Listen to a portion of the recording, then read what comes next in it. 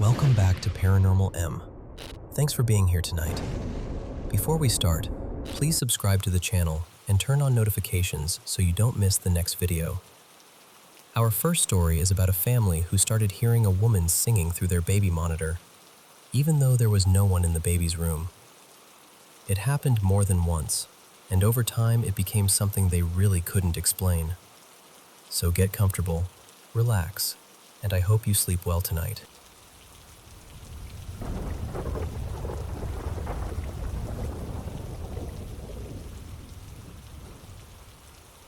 I was around 7 years old when this happened, and honestly, it's one of those memories that still feels strange every time I think about it. Back then, my family had one of those old baby monitors that stayed on constantly. It didn't just switch on when the baby made noise, it picked up everything, all the time. The transmitter was in my baby brother's room, and the receiver usually stayed either in my parents' bedroom at night or in the living room during the day so they could hear him if he woke up. One evening, I was sitting in the living room with my parents. We were watching TV with the volume turned down pretty low, and the baby monitor was sitting on the side table beside the couch. Then, out of nowhere, we heard singing. It was a woman's voice, soft but very clear, singing what sounded like an old lullaby. At first, my dad thought it was coming from the TV, so he muted it. But the singing kept going. That's when we all realized it was coming through the baby monitor. And it wasn't just fuzzy noise or some weird crackling interference. It was actual singing. Clear enough that you could tell it was a woman, clear enough to hear the melody. The strangest part was that there was nothing in my brother's room that could have made that sound. No TV, no radio, no music box. Nothing like that. He was just a tiny baby sleeping in his crib. I remember sitting there with this cold, uneasy feeling because it really sounded like someone was in the room with him. My parents got up to check on him, and I stayed in the living room, staring at the monitor. The singing kept coming through, faint but steady. But as they walked down the hallway toward his room, it started getting softer. By the time they reached the door, it had almost faded away. And when they opened the door, it stopped completely. They couldn't hear anything in the room itself. My brother was sound asleep. Everything looked normal. If it had only happened that one time, I think we probably would have explained it away as interference or some strange issue with the monitor. But it didn't happen just once. It kept happening for months. Every so often, completely at random, we would hear that same kind of woman's voice singing lullabies through the monitor. And every time someone went to check the room, the same thing happened. The singing would fade as they got closer, and once they entered, there was nothing there. One afternoon, my mom was outside trimming plants near the windows, and she heard it too.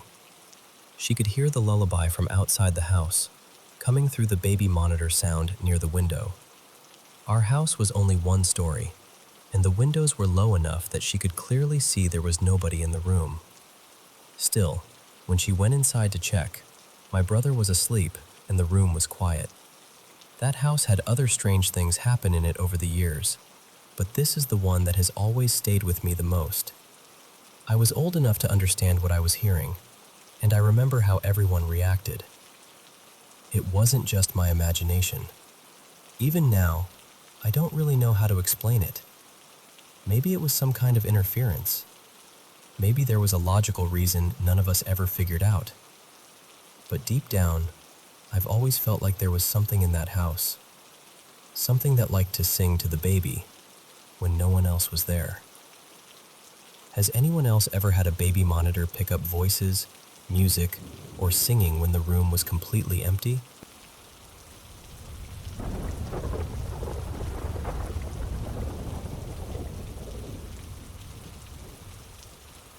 So this happened when I was about 12, and honestly, it's still the most terrifying thing I've ever experienced. My grandma, whose name was Marion, was renting this old log cabin way out in the countryside of central North Carolina. And when I say way out, I mean it. The place was tucked between trees, fields, and long, empty roads. The nearest neighbor was probably a mile and a half away, and if you needed gas or groceries, you had to drive at least 20 minutes. At night, it felt like the whole world had gone quiet around that cabin. My grandma had only been living there for a short while when she got into a pretty bad motorcycle accident. So my mom, my little sister, and I moved in with her to help while she recovered. What was supposed to be temporary turned into us staying there for almost a year. Not long after we arrived, something strange started happening in the kitchen. Every night, right around 9 p.m., the kitchen lights would flicker. But it wasn't the normal kind of flicker, like when a bulb is dying or the wiring is bad. These lights would snap off and on, fast, over and over again. At first, my grandma thought my sister or I were playing around with the light switches, but then it happened when none of us were anywhere near the kitchen. We would all be sitting in the living room and see the flashing coming from down the hall. Other nights, we'd already be in bed, and I'd see the light blinking under my closed bedroom door. After a while, we convinced ourselves it had to be electrical. My grandma told the landlord, and he sent someone out to check it. The electrician looked over everything and said the wiring was fine. Nothing loose, nothing faulty, nothing that should have caused it. But the lights kept doing it, every single night. Always at 9. Eventually, it became one of those things we tried not to think too hard about. Just another weird thing the cabin did, like the house had its own little nighttime ritual. Then one summer evening, everything changed. My grandma, my mom, and I were in the kitchen having dinner. We were talking and laughing, and for once the cabin didn't feel heavy or strange. It actually felt warm in there. Then 9 hit. The lights started again, but this time they weren't flickering fast like usual. They were turning off and on, slowly, deliberately. Almost like someone was standing by the switch, flipping it up and down with their hand. The whole room went quiet. I looked toward my grandma. She was standing near the counter, spreading butter onto a piece of bread. And right behind her, there was a figure. It was tall, dark, and shaped like a person. The outline looked like a man wearing a wide, tall hat. I know people talk about something called the Hat Man, and I didn't know much about that back then, but that's exactly what it looked like. No face, no eyes, no details. Just this black silhouette standing behind my grandma. The worst part was that I could see it when the lights were on, but when the lights went off, it was still there. Somehow it was darker than the darkness around it. Like the room went black, and it went even blacker. I couldn't move. I couldn't speak. I just stared. My chest felt tight, and this awful dread came over me. Not fear like being startled. It was deeper than that. Like my whole body understood something was wrong before my mind could catch up. The lights kept slowly blinking, and I kept watching that thing behind my grandma. It lasted maybe 15 seconds, but it felt much longer. Then the lights stopped, and the figure was gone. I broke down immediately. I started crying so hard I could barely explain what had happened. My mom and grandma kept asking me what was wrong, and when I finally told them what I had seen, they believed me right away. Our family had experienced strange things before, so they didn't laugh or tell me I was imagining it. I never saw that figure again after that night, but the kitchen lights kept flickering at 9 p.m. every night for the rest of the time we lived there. Even after we moved out and my grandma stayed there alone, she said it still happened. There were other strange things in that cabin too. Cabinets would slam in the middle of the night. Furniture would be moved when everyone was asleep. Sometimes we heard scratching or tapping inside the walls. But nothing ever came close to that night in the kitchen. Even now, whenever I'm around flickering lights, I feel that same anxiety start creeping up again. It takes me right back to that cabin, to my grandma standing at the counter, and to that shadow standing silently behind her.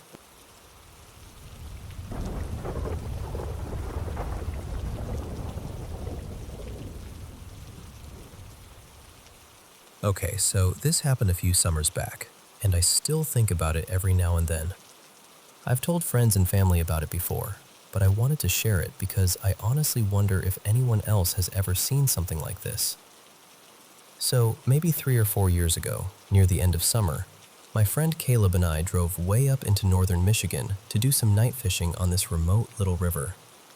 We were really into this kind of fly fishing at the time, where you use these big floating flies that are meant to look like mice. The idea is that big brown trout come out after dark and hit them on the surface. We had actually chosen that night on purpose because there was basically no moon, just a deep, black, quiet kind of night. Supposedly, the darker it is, the bolder the trout get. That's why we were out there after midnight, standing in the middle of nowhere, in a stretch of national forest land, slowly wading downriver. It was a place we'd fished before, but it wasn't exactly a popular spot. Smaller river, no nearby towns, no lights, no houses, nothing. Just trees, water, and that heavy nighttime silence. We were moving carefully, casting as we went, trying not to step into deep holes or trip over submerged branches. Caleb was a little ahead of me, maybe 20 or 30 feet, when he suddenly stopped and said, "Hey, what is that?" And the way he said it immediately got my attention. He didn't sound curious. He sounded startled. So I looked up. Coming over the tree line on one side of the river was this strange aircraft. At least, that's the only word I know to use for it. It moved straight across the open strip of sky above the river, passed almost directly over us, and then disappeared behind the trees on the other side. The first thing I noticed was the silence. There was no engine sound, no hum, no chopping noise, nothing. And it looked low. Not dangerously low, but much lower than any normal plane would be flying out there. The way it moved was strange too. It was almost too smooth, too straight, like it was sliding across the sky rather than flying. I spend a lot of time outdoors. I fish, hike, camp, and I've seen plenty of odd things in remote places. Bears, coyotes, weird lights in the distance, people showing up where you don't expect them. But this felt completely different. What we saw was triangular. Underneath it, there were 3 large white circular lights, one at each corner. And around the outside edge of the triangle were smaller lights. Those smaller lights seemed to be moving or rotating around the shape in this steady, circular pattern. That part really stuck with me.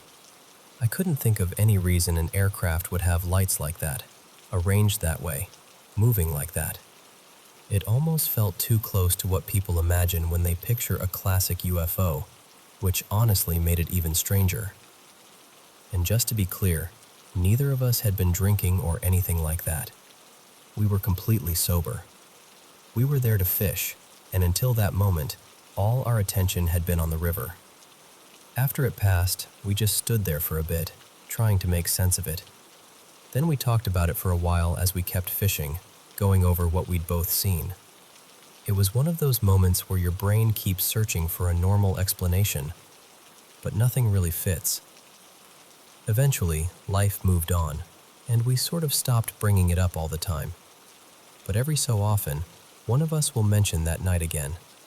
Not in a dramatic way. More like, "Remember that thing over the river?" And we both remember it exactly the same way. Silent, triangular, low over the trees, and completely out of place.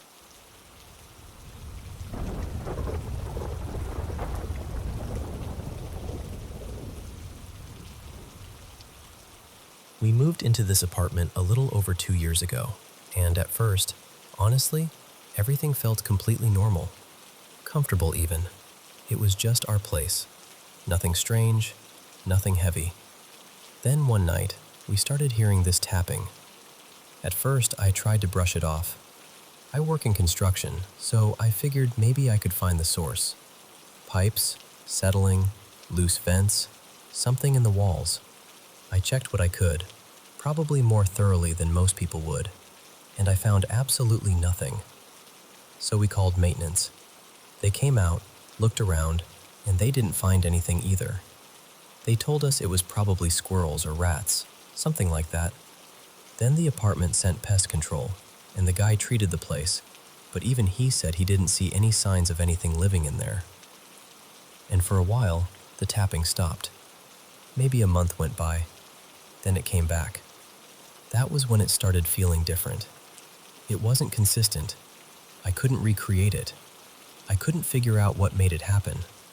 Sometimes it sounded like little taps. Other times, I swear it sounded like someone smacking the floor with an open hand. Then one night, my wife, Lena, and I were lying in bed trying to fall asleep when we heard this loud slam from the living room. We both froze. I got up and checked, and there was a box of pens lying on the floor. The weird part was, that box wasn't supposed to be out. It was kept inside a drawer. We barely even touched it. It was just extra pens for work. So we're standing there, confused, trying to make sense of it. Lena is half convinced I left it out somehow, and I'm telling her I didn't. And right in the middle of that conversation, we heard a loud tap on our bedroom window. We rushed over. Nothing was there. After that, I started noticing a pattern. Something would happen, tapping or slamming or some little object being moved, and then everything would go quiet for 2 or 3 days. Then it would start again. For a while, it almost stopped completely. I thought maybe we were finally done with it. Then Lena left for a work trip, and I was alone in the apartment for a week. That was when things got bad. It felt like whatever this was had been waiting for me to be by myself. Doors would open and close. The tapping came back at random times. Small things started disappearing. Watches, keys, rings. The bathroom light would turn off by itself. The worst one was a ring I lost. It had been a gift from my late mother, and when that vanished, I took it personally. I know that sounds strange, but it felt targeted, like it knew exactly what would hurt. The final straw was my bedroom door. One night, I got ready for bed, closed the door, locked it, and went to sleep. When I woke up, the door was wide open. I just sat there staring at it. I felt violated. I felt crazy. I kept trying to come up with some logical explanation, but there wasn't one that made sense. I made it 3 days alone before I fully believed this apartment was haunted. That was when I started wondering if maybe it was some kind of trickster spirit. I don't really know anything about that stuff beyond what I've read online, so I'm not pretending to be an expert. But the way it messes with objects, the way it scares you and then disappears for a few days, it just feels intentional. And on top of all that, Lena and I started having weird dreams. A lot of them were about dead relatives coming back, or just straight-up nightmares that left us waking up exhausted. The whole apartment feels different now. Darker, heavier, like the air has gone stale in a way cleaning can't fix. And I've tried. I deep cleaned the place. We changed furniture around. I tried staying positive, keeping my head clear, not feeding into the fear. Nothing helped. Our lease ends soon, and we're moving when it does.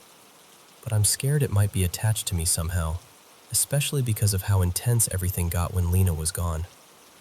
Our friends keep telling us to cleanse the apartment, but honestly, some of them won't even come over anymore after hearing what's been happening. Lately, we've been trying not to acknowledge it at all. If we hear tapping, we ignore it. If something disappears, we don't talk about it in the apartment. If there's a slam at night, we just stay quiet. We heard that speaking to it can make things worse. So for now, we're pretending we don't hear it. Even when we do.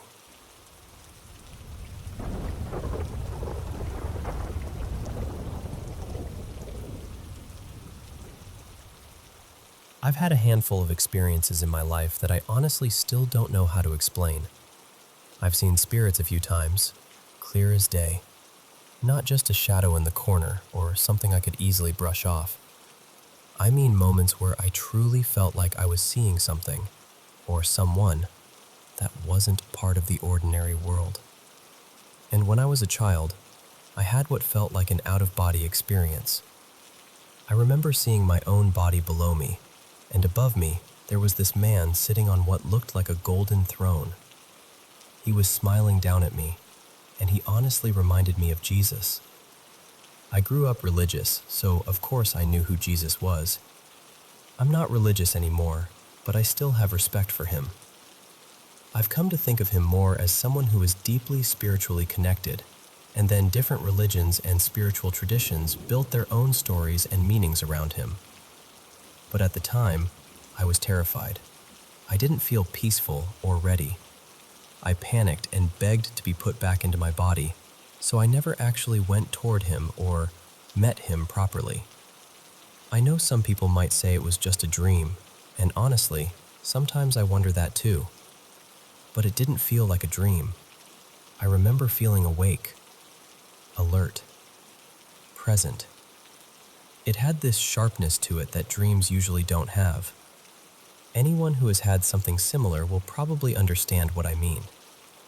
From a young age, I had rare moments where I felt like I saw a loved one in spirit. So, in a way, I think I was always a little sensitive to those things. And then there's manifesting. There have been times where I thought about something I really wanted, and somehow it would start showing up in my life. Sometimes online, even if I hadn't searched for it or talked about it near my phone. Other times, it would appear in person. One of the clearest examples was a book I really wanted. I used to think about this book all the time. I would daydream about owning it, and I just had this feeling that one day I would have it.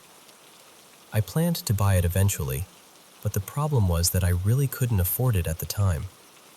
I was struggling financially, and I had no idea when I'd actually be able to get it. So I felt a bit disappointed, but I kept it in my mind. I thought, someday I'll have that book. Then one afternoon, I went into a charity shop. Some people call them thrift stores or antique shops, depending on where you are. I always recommend looking in those places, by the way, because you never know what you'll find. And there it was. The exact book I had been wanting. It was sitting there for something like £1.50. I just stood there staring at it for a second because it felt so strangely perfect. It was in beautiful condition too, almost shiny and new. Of course, the funny part is that I'm a huge procrastinator, so I've had it for nearly a year now and still haven't properly read much of it. But still, finding it like that felt magical. With witchcraft, I never got fully deep into it, but I have tried little spells here and there. Sometimes they really did seem to work, especially when I felt passionate about what I was doing. When I could really embody the energy of already having what I wanted, or of it coming toward me quickly. That's when things seemed to shift. I question things a lot. I can't always make myself believe in everything completely, but I do believe in energy, at least most of the time.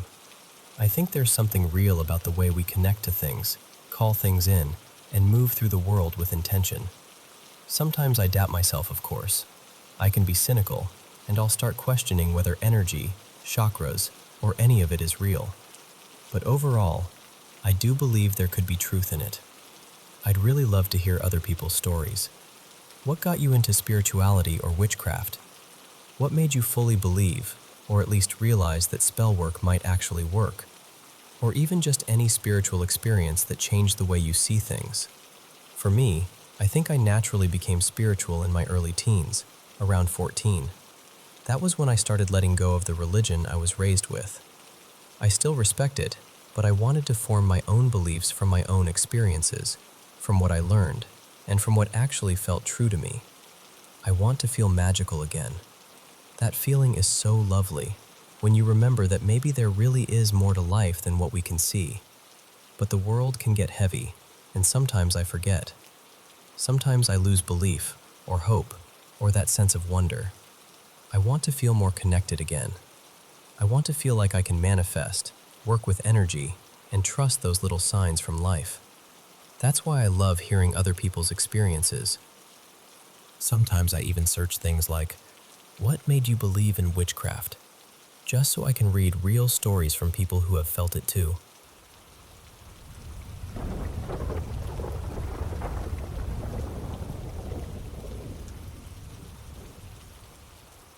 I want to tell you something that shaped the way I understood fear for most of my life. When my grandmother passed away, she told my mom something that stayed with our family like a shadow in the hallway. She said Satan had told her, "I couldn't get you, but I'm going to get your children." I was young when I heard that, and I carried it around with me. I remember being terrified that Satan was somehow waiting for me, watching for one mistake, one wrong choice, one crack in the door. So I tried to be good. I tried to do everything right.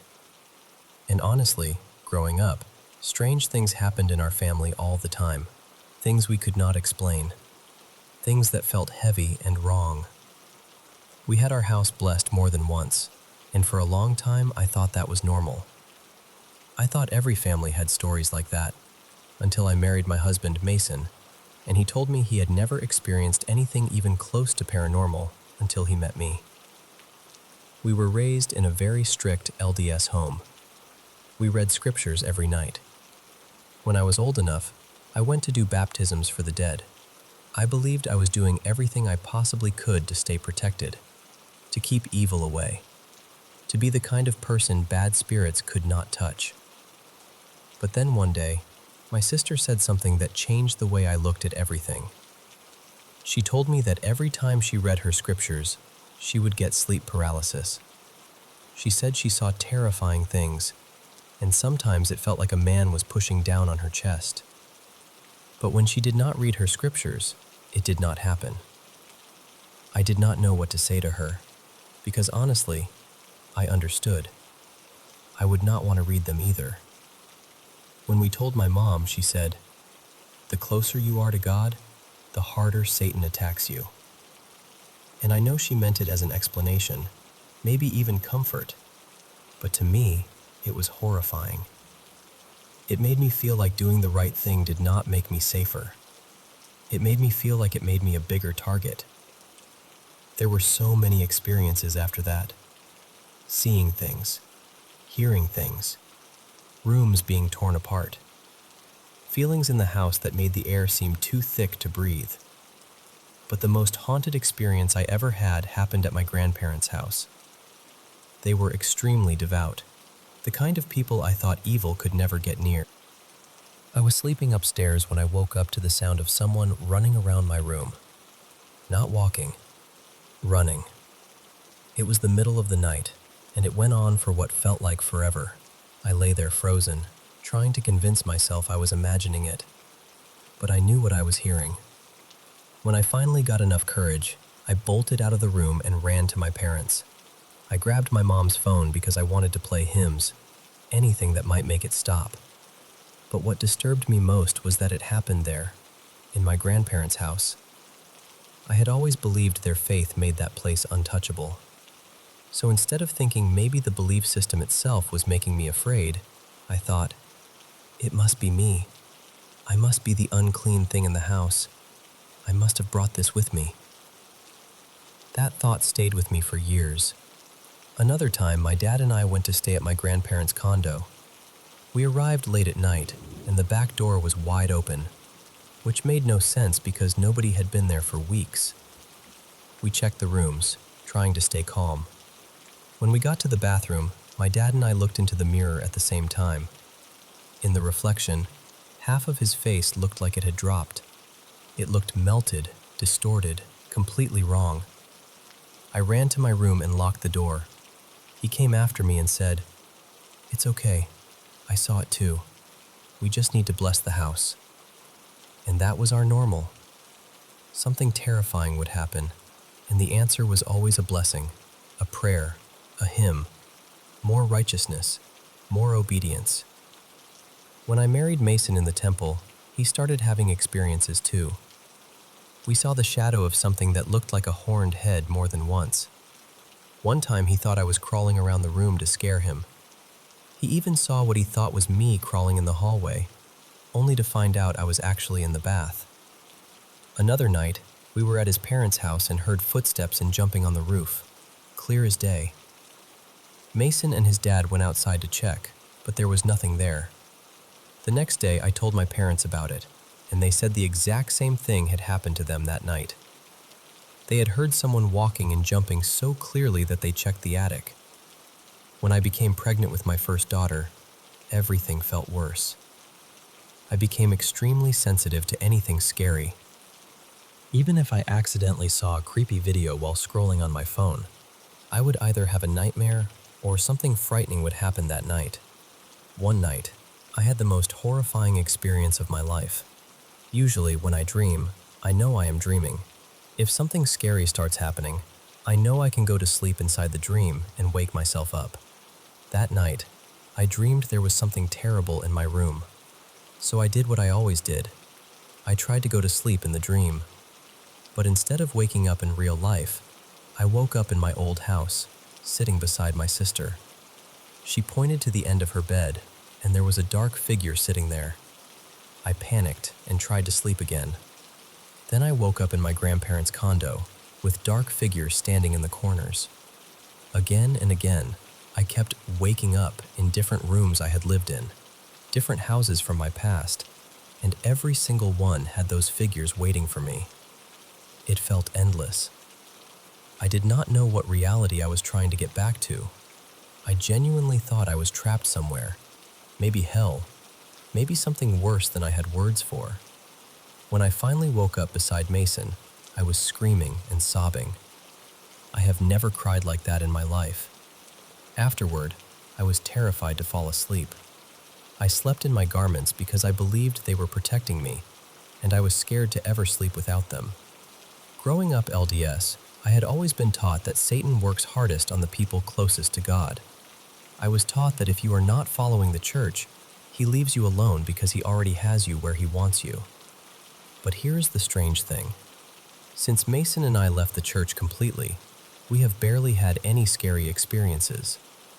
That is the part I still think about. I saw a comment online once that said when you do baptisms for the dead, you are doing it by proxy. And the person suggested that meant you were inviting spirits into you so they could be baptized through your body. I do not know what I believe about that, but it sent me spiraling. I started thinking about all the names I had been baptized for, people I never knew, people whose lives I knew nothing about. And my mind went to dark places. What if some of them were cruel people? What if some of them had done terrible things? What had I actually been participating in? Then I started questioning other parts of the church too. The symbols on garments, the rituals, the things I had accepted because I was taught they were holy. Now, I do not have all the answers. I really do not. But I know this. For years, I lived like my body and spirit were a battlefield. I was taught to be afraid of myself, afraid of invisible forces, afraid that every nightmare meant something was coming for me. Leaving did not answer every question, but it gave me something I had not felt in a long time. Quiet. And maybe that is what I was looking for all along.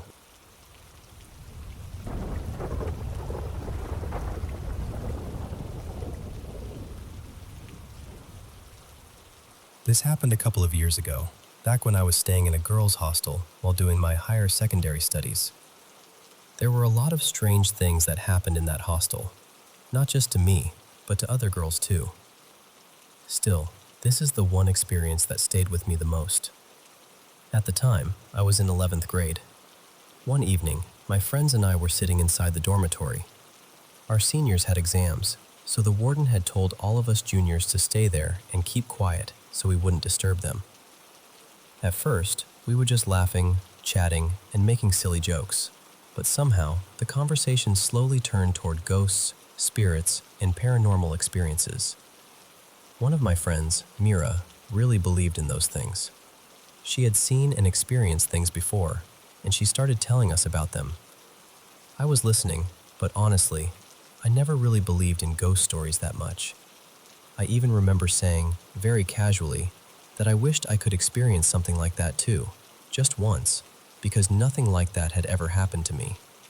Mira looked at me seriously and told me not to say things like that. She said sometimes, when you invite something, it actually comes. I laughed it off. I didn't think much about it. But that night, I had a strange dream. In the dream, I was standing on top of my school building. The sky felt heavy, and there were crows flying above me in circles. One of the crows suddenly started flying down toward me, almost like it was about to touch me. And just before it did, I woke up. I brushed it off the next morning.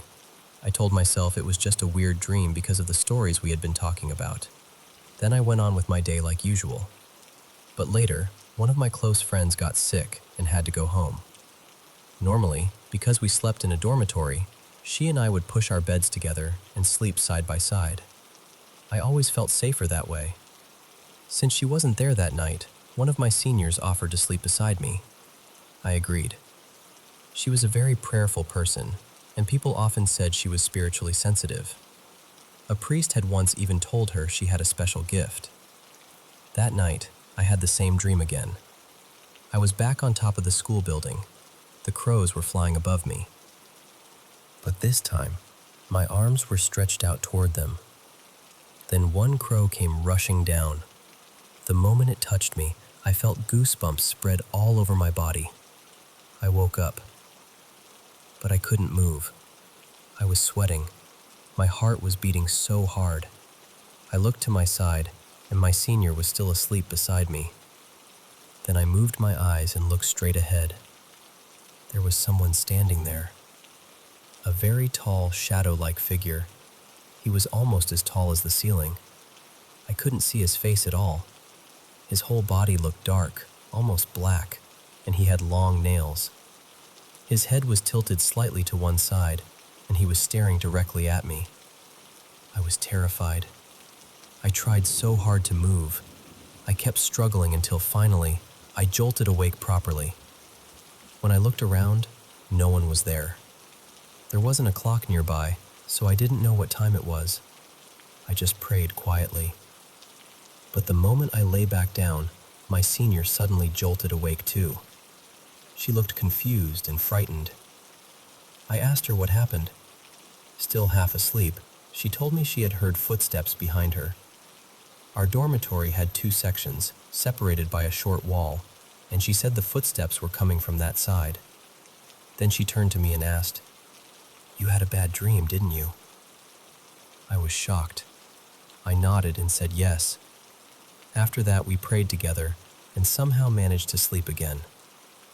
For a few days, nothing happened. Then one night, my friend got sick again and went home. That meant I had to sleep alone. That night, I had another dream. In the dream, I was talking to my friend. She was brushing her hair and smiling at me. But something was wrong. She looked like my friend, but at the same time she didn't. Her face felt unfamiliar, almost like someone was pretending to be her. I knew I was dreaming, and I told her, "You look strange." She didn't answer. She just kept smiling and brushing her hair. Then I asked her, "What happened to you?" She slowly tilted her head to the side and pointed at something. In the dream, I turned my head to look. And in real life, I turned my head too. I was sleeping on my side and I slightly opened my eyes. At first, I didn't see anything. Then I looked down. It was him again, the same dark figure. But this time, he wasn't standing. He was crouched down near my bed, with his knees pulled close to his chest. His face was extremely close to mine. I still couldn't see any features. It was just black. The moment I saw him, I jumped back and sat up, and then he was gone. I was so scared that I couldn't stay in my bed anymore. I went to another friend's bed and slept beside her for the rest of the night. The next morning, while we were getting ready for school, that same senior came to me. She told me she had a bad dream the previous night and felt like she needed to call me, but she didn't want to disturb me. I didn't tell her what had happened to me. I only told her that if she ever had nightmares again, she should come to me. That evening, after school, someone from my senior's church called her. It was one of the sisters there, and they spoke for quite a long time. Later that night, my senior came to me and told me what the sister had said. The sister had asked her if she was close to a girl from a specific tribe. I live in a tribal state in India, and in that hostel, I was the only girl from that tribe. Then the sister asked if we had ever slept in the same bed. When my senior said yes, the sister told her that the girl, meaning me, was being followed by a wandering spirit. She said it had followed me while I was traveling from far away. My hostel was about 2 hours away from my hometown. The sister also said that when my senior touched me after waking up that night, the spirit had started following her too.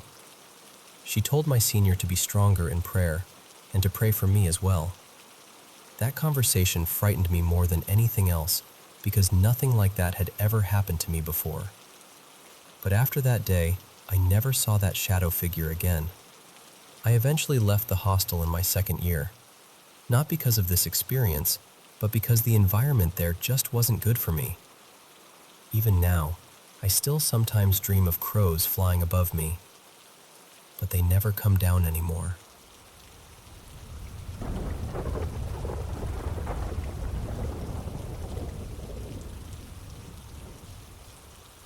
I want to tell you something that still bothers me, even now. A little over a year ago, 2 of my friends and I moved into this newly built apartment complex. The place had barely opened. I mean, it was so new that half the units were still empty, and some floors looked like nobody had ever stepped foot on them. At night, the building had this hollow feeling. Every sound traveled too far. The hallway lights would buzz and blink, and when you walked past certain doors, it felt like the whole floor was listening. One evening, my friends Caleb, Jonah, and I were standing in the lobby, just talking before heading upstairs. Then, out of nowhere, we heard a voice above us. It came from somewhere high up, maybe the 9th floor, and it called Caleb's name, clear as day. At first, I thought Jonah had said it as a joke, but the 3 of us all froze and looked at each other at the same time. None of us had spoken. The worst part was that the voice sounded exactly like Jonah. We didn't know what else to do, so we got into the elevator and went up to the 9th floor. The doors opened, and the whole floor was dark, empty. No boxes, no furniture, no workers, nothing. Just cold air moving through the unfinished corridor. We walked the entire hallway, checking every corner like we were going to find someone hiding there. But there was no one. After that night, things started happening more often. Sometimes, really late, we would hear footsteps outside our apartment door, slow and steady, even though we knew nobody else had moved onto our floor yet. One night, the elevator came up by itself at 2:46 in the morning. We heard the ding, then the doors slid open. Nobody stepped out. Another time, Caleb was alone making food in the kitchen when he heard someone whisper his name right behind him. He came into the hallway furious, thinking we were trying to scare him. But Jonah and I had both been asleep. The moment I'll never forget happened a few weeks later. We were all sitting in the living room when we heard that same voice again from the stairwell. It sounded exactly like Caleb, but Caleb was sitting on the couch right beside me. None of us said anything for a while after that. Even today, I don't know who was calling from those empty floors, or what it wanted. But I still think about that first night sometimes, and I wonder what would have happened if we had followed the voice farther into the dark.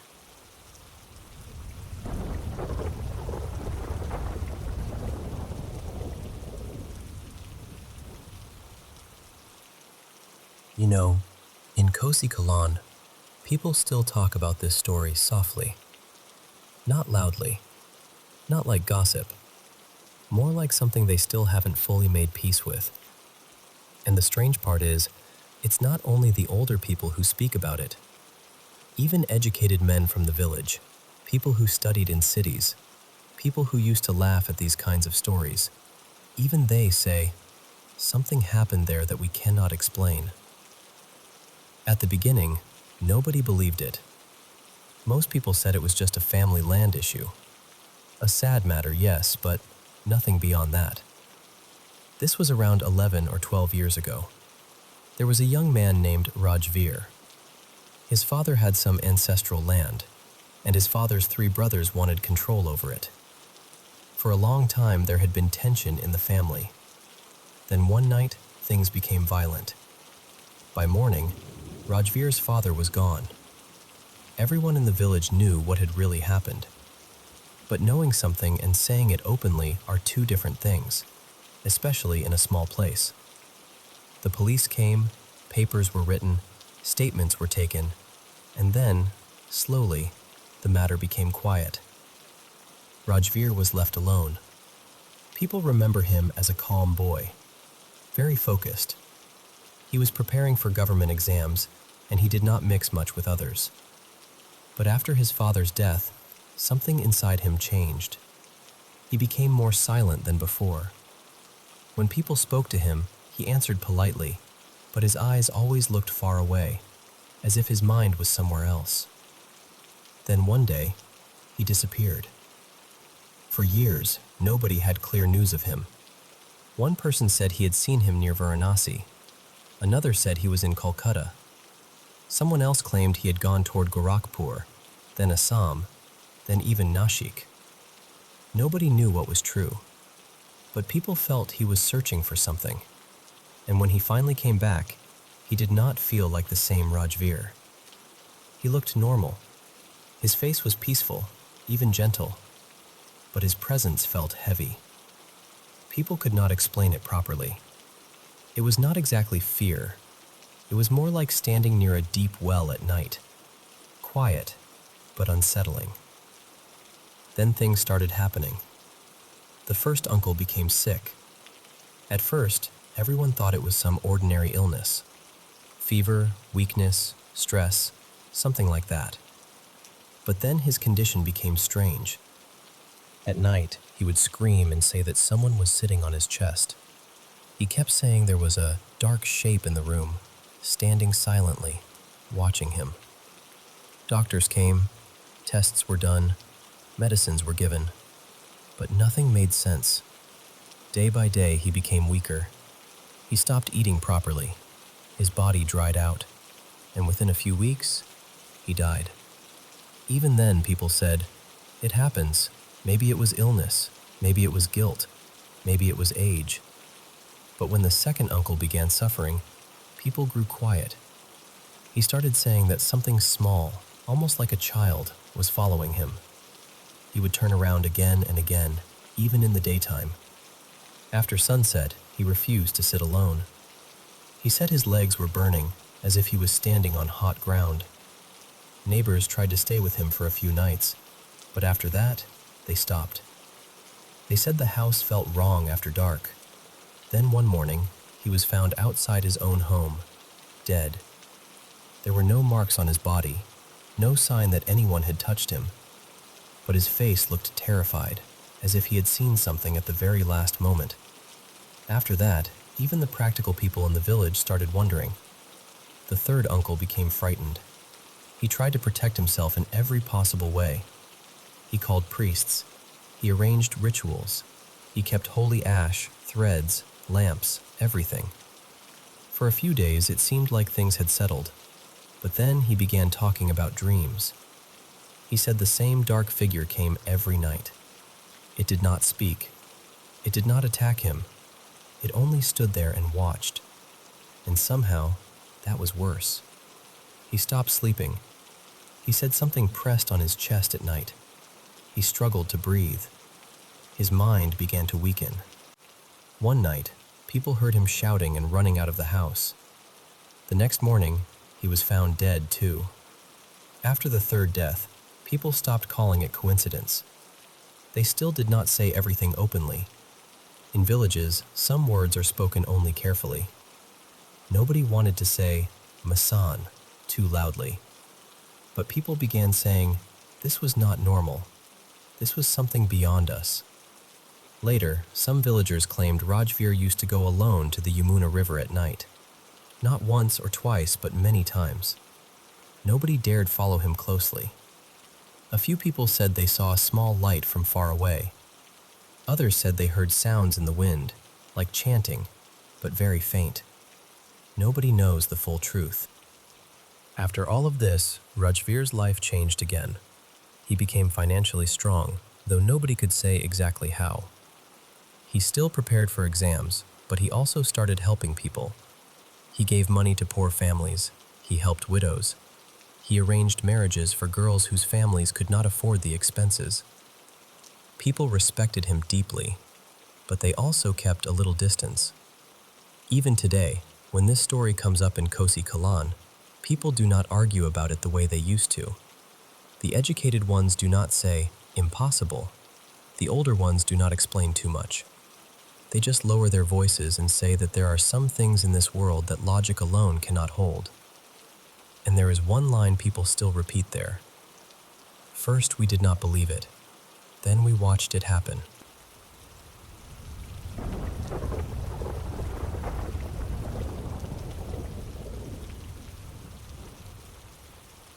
I was about 15 when this happened, and honestly, I almost never talk about it because I know how it sounds. But my cousin Marin was there with me, and she saw the same thing I did. She lived way out in rural Utah, on the edge of the Great Basin Desert, where everything was sagebrush, dirt roads, and empty land that seemed to go on forever. When I stayed with her, we sometimes heard strange things outside at night. Footsteps behind us when we were walking. Voices that sounded far off in the desert, even though there shouldn't have been anyone out there. Most of the time, we just told ourselves it was animals or the wind. One night, during a sleepover, Marin and I went outside and sat in her mom's little Ford Festiva. We wanted somewhere quiet to talk where her older brother wouldn't come in and annoy us.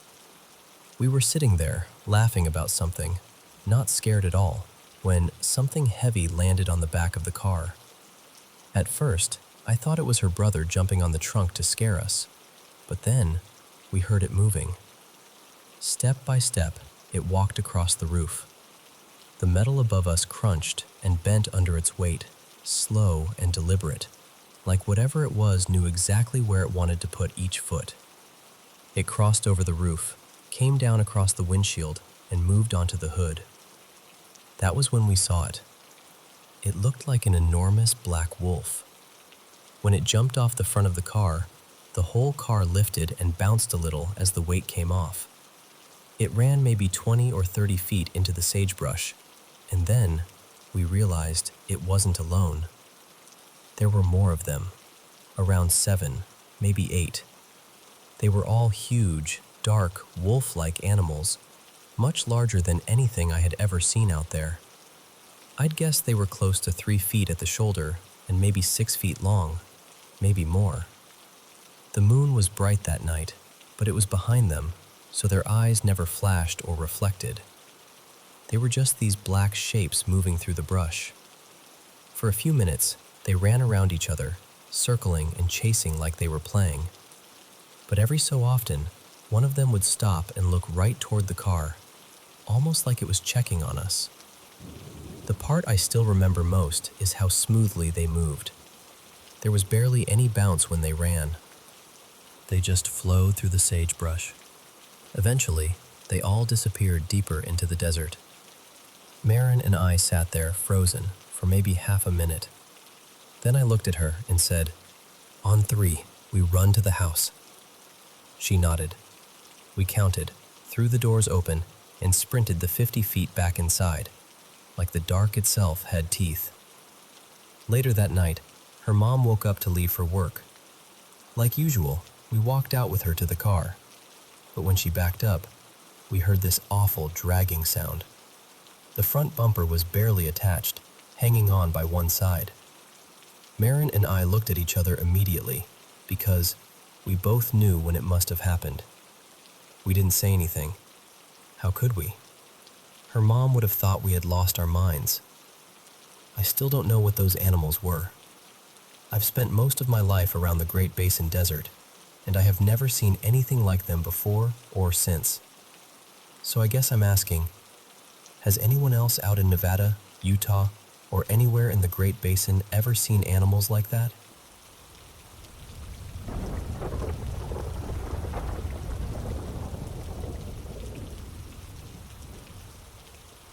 Yesterday was my granddad's funeral.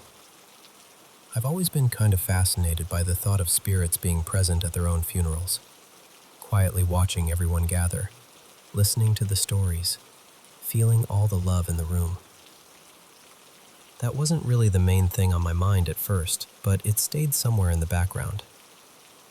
After the service, we had a repast at the house. Later that evening, I ended up sitting with my granddad's cousin, who had also been his childhood best friend.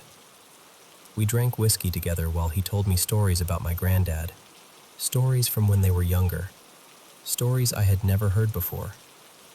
It felt really full circle, because whenever my granddad and his cousin got together, my granddad would always open a bottle of Johnny Walker. So there we were, doing that same thing in his house, with his chair sitting right there in the living room. And for some reason, I could not stop staring at that chair. It was his reclining chair, the one that always felt like it belonged to him more than the room itself did. His cousin was talking, telling these beautiful old stories, and I was listening, but my eyes kept drifting back to that chair. I didn't really know why. I just kept looking at it. Eventually, I went to sleep. When I woke up, I felt confused because the dream I had was so vivid that it didn't feel like a dream at all. In the dream, I was right back in the living room. Everything was exactly the same as it had been the night before. I was sitting beside his cousin, listening to him talk. I even remember wearing the same outfit I had worn that night. Nothing felt strange. Nothing felt imaginary. But then I looked at the reclining chair, and my granddad was sitting there. Not the older version of him from the end of his life, but a younger version, maybe from the mid-80s. His hair was darker, his face was fuller, and he was shirtless, which honestly made perfect sense because he loved being shirtless around the house. He had a glass of whiskey in his hand. He didn't say anything to me. He just looked at me. And that felt like him too, because he was never a man of many words. He didn't need to give me some long speech. He didn't need to explain anything.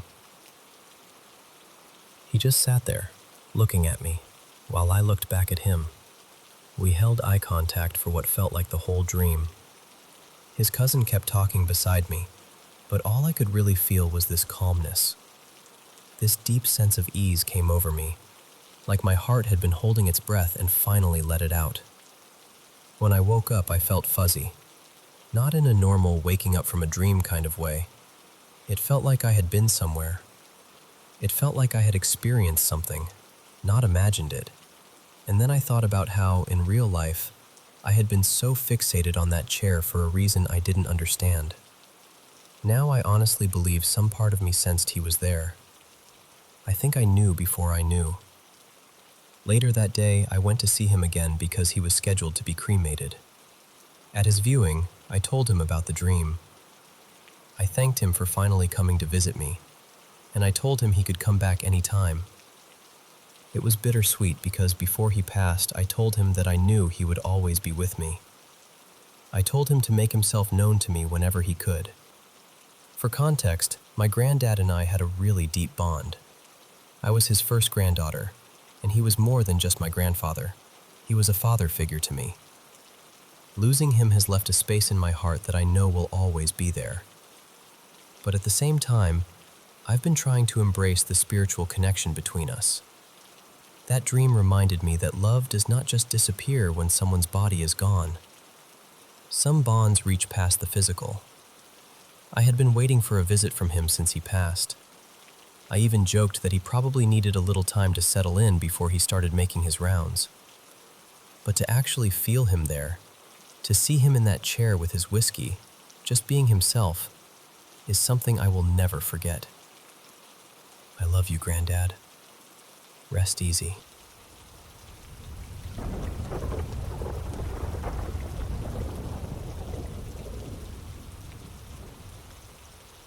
I'm 18, and I've always thought of myself as a pretty grounded person. I study. I play sports. I have a boyfriend. I don't drink. I don't smoke. I'm not into drugs, and I don't have any health problems. And honestly, I don't believe in anything paranormal. I can watch spooky videos online for fun, sure, but that's about as far as it goes. But something happened to me a few days ago, and I haven't been able to stop thinking about it. I keep telling myself there has to be a normal explanation. There probably is one. I just can't find it. I was coming home from practice on the train. It was late, around 9:50 at night, and the carriage was almost empty.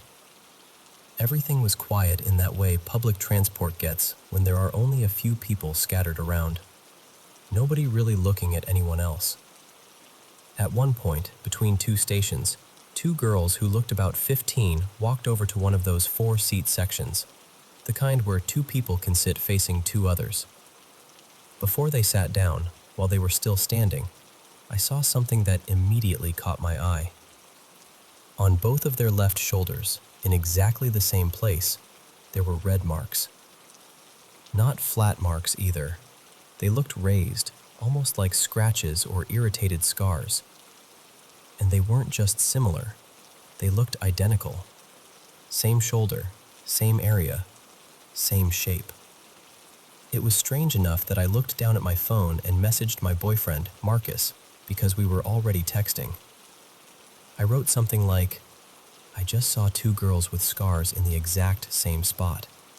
They look about 15, and they both have a bunch of red marks on one shoulder." Then I sent another message. "It's really weird." Right after that, I looked back up. By then, the girls had sat down facing each other. I could only see one of their left shoulders now, but she was wearing a short-sleeved t-shirt with loose, wide sleeves. The sleeve came down too far over her shoulder. There was no way I could have seen the marks there. And the other girl was wearing a short-sleeved shirt too, so I couldn't see her shoulder either. That's what really bothered me, because I had just seen those marks clearly. I know I did. But once they sat down, I realized their clothes made it physically impossible for me to have seen that part of their shoulders in the first place. I tried to explain it away. Maybe their sleeves had both been pushed up at the exact same time when they were standing. Maybe I caught the 1 second where the fabric shifted. Maybe there's some boring, ordinary explanation and my brain is just making it feel stranger than it was. But it didn't feel like that. So I texted my boyfriend again and said, "I think I just hallucinated. They're both wearing short sleeves and I shouldn't have been able to see their shoulders at all. What the hell?" I got off at the next station.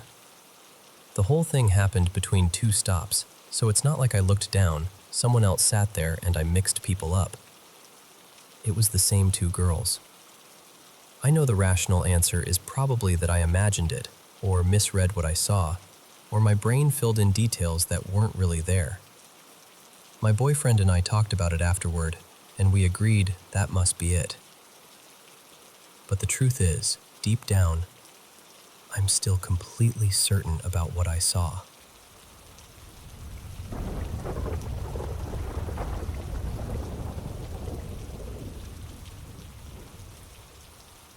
I'm honestly not even sure where to start with this, because every time I try to explain it, it feels like I'm pulling one loose thread, and the whole thing starts unraveling. My family has this big old house back in my parents' home country. It was built sometime in the late 80s in what used to be a really quiet, half-empty town. For years, nobody lived there full-time. My grandparents, my mom, my aunts, and my uncles would mostly just go there for summers and holidays. They didn't really settle into it properly until around 2006. But for us kids, that house was everything. Me, my brothers, my cousins, all of us grew up running around there in the summer. The house has 3 floors. The ground floor belongs to my grandparents, and that's usually where my siblings and I sleep when we visit. The second floor is where 2 of my uncles and their families stay. The third floor belongs to my other uncles and their kids. So it's always been full of people. Loud dinners, cousins everywhere, adults talking over each other, kids falling asleep wherever they could. A proper family house. But even when it was packed with people, I never felt completely comfortable there. There was always this strange heaviness in the place.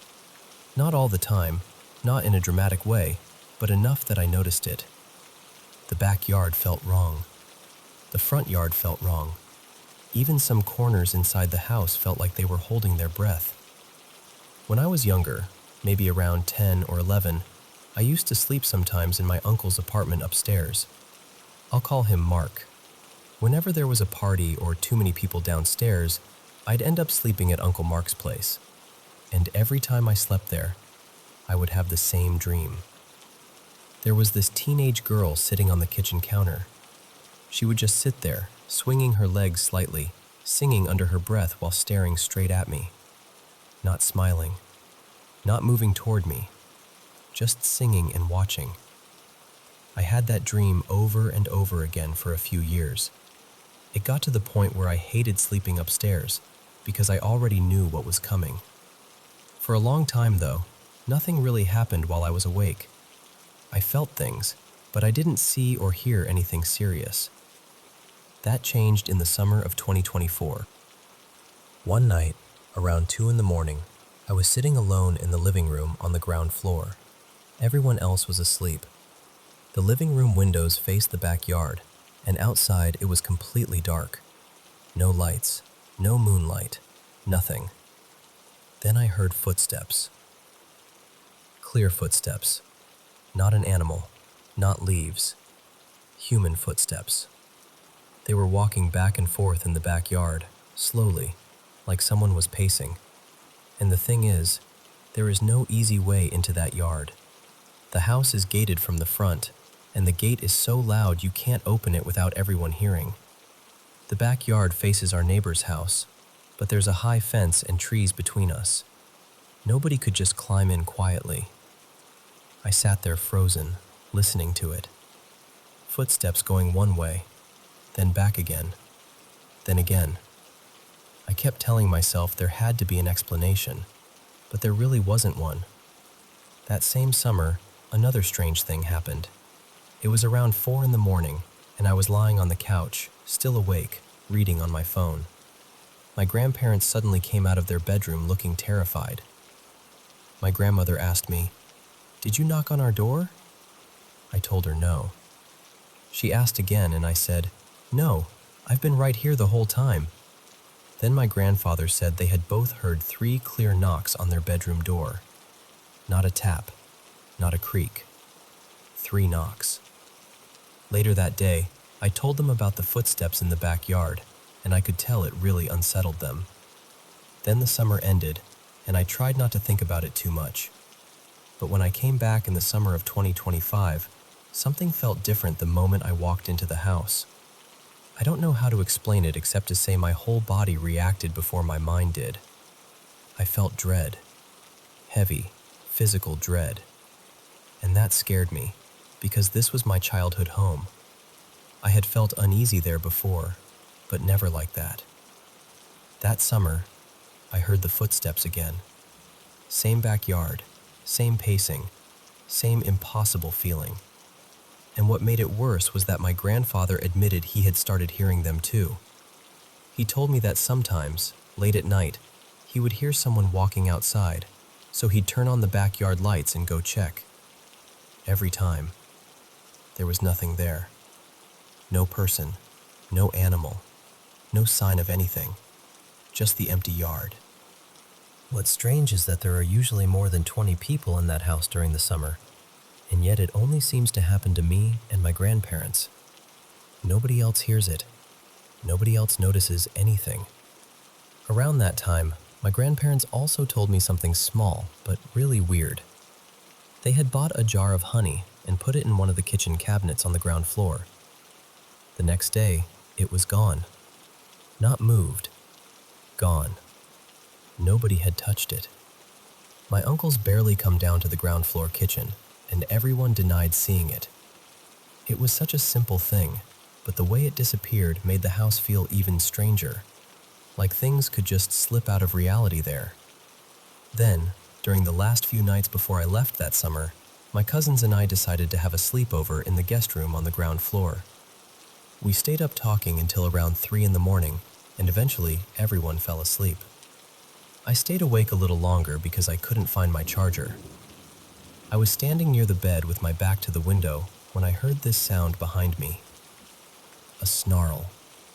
Low and rough. It sounded like something was outside, getting closer to the window, snarling as it moved. My whole body locked up. I turned around, expecting to see something pressed against the glass, but there was nothing. Nothing outside. Nothing moving. Nothing there at all. I turned off the lights immediately and got into bed. I didn't even want to look again. Since then, I've been calling my grandmother regularly, and she keeps telling me she hears my aunt calling her name in the house. Not once. Repeatedly. The problem is, my aunt only comes during the summer.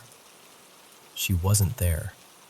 And the worst part is, I know exactly what my grandmother means, because I've heard the same thing before too. Someone calling a name in a familiar voice when that person is nowhere nearby. There's one more thing my grandparents told me, and I don't really know what to do with it. I know not everyone believes in this kind of stuff, and I'm not saying I fully understand it either. But in 2022, they found a holy book hidden under a heavy stone block near the house. When they opened it, there were blood droplets on some of the pages. They got scared and took it to a local religious man, and he destroyed it.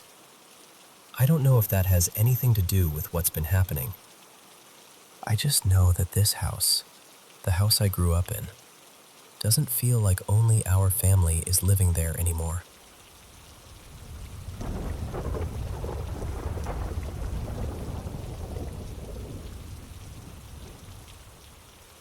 Okay, so, for a little bit of context, I'm 22, and I've always been an incredibly light sleeper. I remember my dreams almost every night, but honestly, most of them are nothing special. Just random, everyday stuff. When I was younger, I used to sleepwalk here and there, but I grew out of it.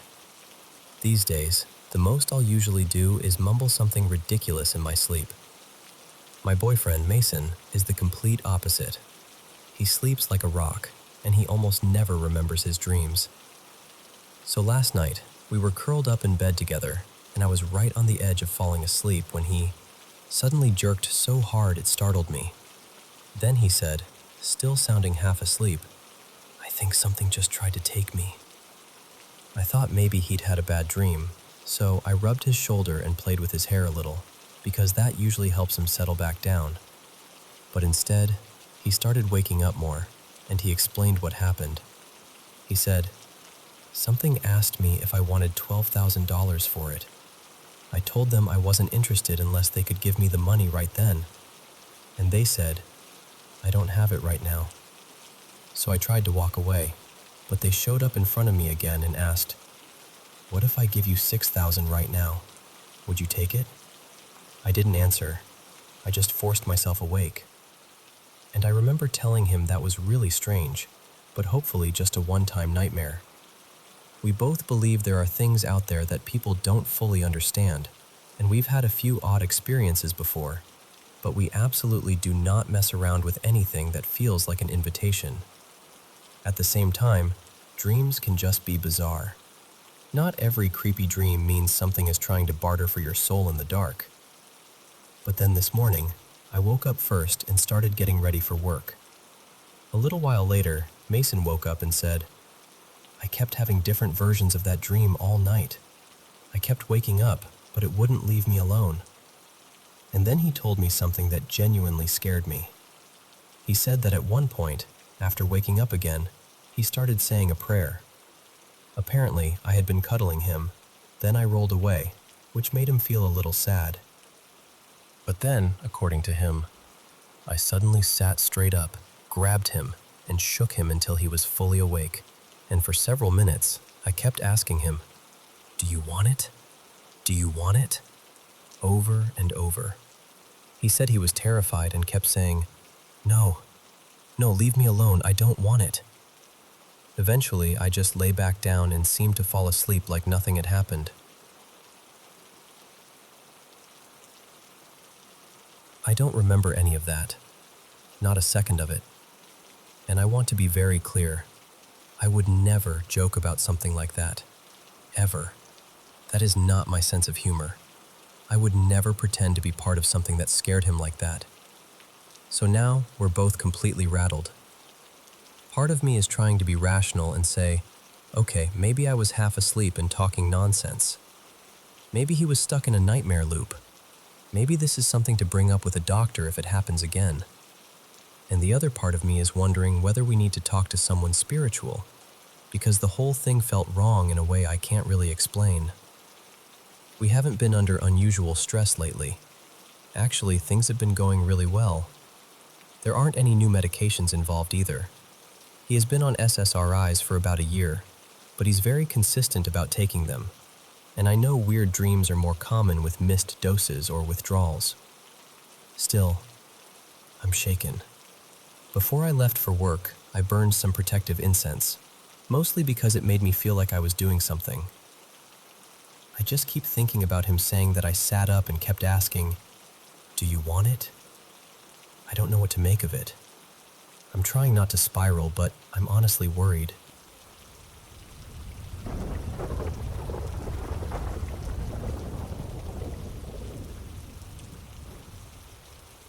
I still wonder sometimes if what happened was real, or if it was just one of those strange things a child's mind can stitch together when the sun is hot and the world feels bigger than it really is.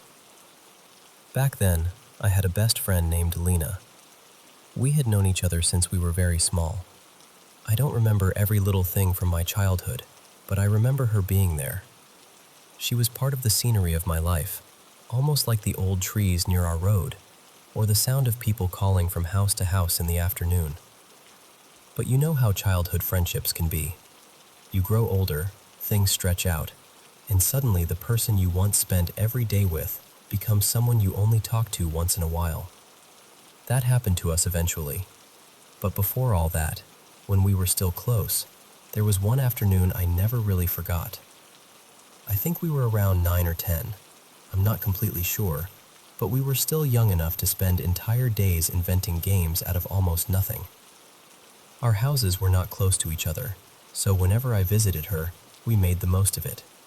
We played jump rope, marbles, tag, hopscotch, pretend house, and of course, hide and seek. And honestly, after what happened, I understand why hide and seek shows up so much in scary stories. There is something about searching for someone in a quiet place that turns even small sounds into little needles under your skin. Near where Lena lived, there was an old, abandoned house. Well, abandoned might be too generous. Most of it was already falling apart. The walls were still standing, but the place felt hollow, like it had been emptied out and forgotten. It used to belong to a distant relative of ours, so we weren't exactly forbidden from going there. And because a few things had been left behind, old cups, plates, wooden chairs, bits of furniture, it became the perfect place for children to play. That day was during summer vacation. The air was warm, the kind that makes everything feel slow. Lena and I decided to play hide and seek inside the old house. I was the seeker, and she was going to hide. Where I grew up, we had a special rule for hide and seek. The person hiding could still win if they managed to sneak back to the place where the seeker counted, touch it, and shout, "Tagbo." It meant something like found or returned. So while I was looking for Lena, I also had to protect the spot where I counted. After I finished counting, I started searching through the rooms. The house was quiet, except for the sound of my own feet and the little creaks that old places make for no clear reason. Then I heard something. A soft shuffling. I stopped and listened. It sounded like it came from the back of the house, near the kitchen. So I followed it. And then I heard her. Psst. It was quiet, but clear. It sounded exactly like Lena. At first, I almost laughed because I thought she was being careless. I mean, why would you call the seeker if you were trying to hide? It felt like she wanted me to find her. So I moved quickly toward the kitchen. Just before I reached the counter, I saw someone crouch down behind it. I saw a shoulder. I saw the back of a head. I was so sure it was Lena. There was no doubt in my mind. I rounded the corner, ready to catch her. But there was no one there. The space behind the counter was empty. I remember standing there, frozen, trying to understand what I was looking at. There was nowhere for her to go. The kitchen didn't have another door. There wasn't a window big enough for her to climb through that fast. Nothing. And then, from the living room, I heard Lena shout, "Tagbo!" I ran back, and there she was, standing by the spot where I had counted, laughing like she had just pulled off the cleverest trick in the world. She told me she had been hiding behind a shelf in one of the rooms the whole time. She said it was funny that I never checked properly. She had no idea why I had gone to the kitchen. But I know what I heard, and I know what I saw. Even now, I don't think it was possible for Lena to have been in the kitchen and then somehow reach the living room before me. She would have had to slip past me, leave through some hidden opening, run around the house, come back through the front, and touch the counting spot before I even turned around. That just didn't make sense. After that day, I kept trying to convince her to play somewhere else whenever we met. Anywhere else. Just not in that house.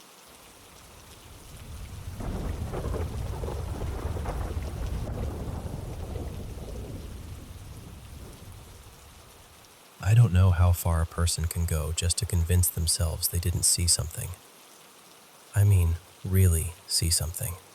Something that, if you said it out loud, would make people look at you differently. Something that would make them lower their voice and say, maybe you were just tired, or maybe it was the shock. And honestly, I understand that, because I do it too. I've always tried to explain things away. I look for the reasonable answer first. A shadow, a reflection, stress, lack of sleep, trauma, anything that makes the world feel normal again. But this happened about 4 years ago, and no matter how many times I turn it over in my mind, I still don't know what to do with it. I was staying at my grandparents' house for the day because I wanted to watch TV. We didn't have one at home, so whenever I wanted to catch a show, I'd go there. Their house was squeezed right up against the neighbor's place, close enough that the walls almost felt shared. You could hear everything, whether you wanted to or not. Their neighbor, Rolly, was known in our area. He had a wife, but they'd been separated for a while. He had 3 children, and 2 of his brothers lived with him. I don't like speaking badly of the dead, but Rolly was a troubled man.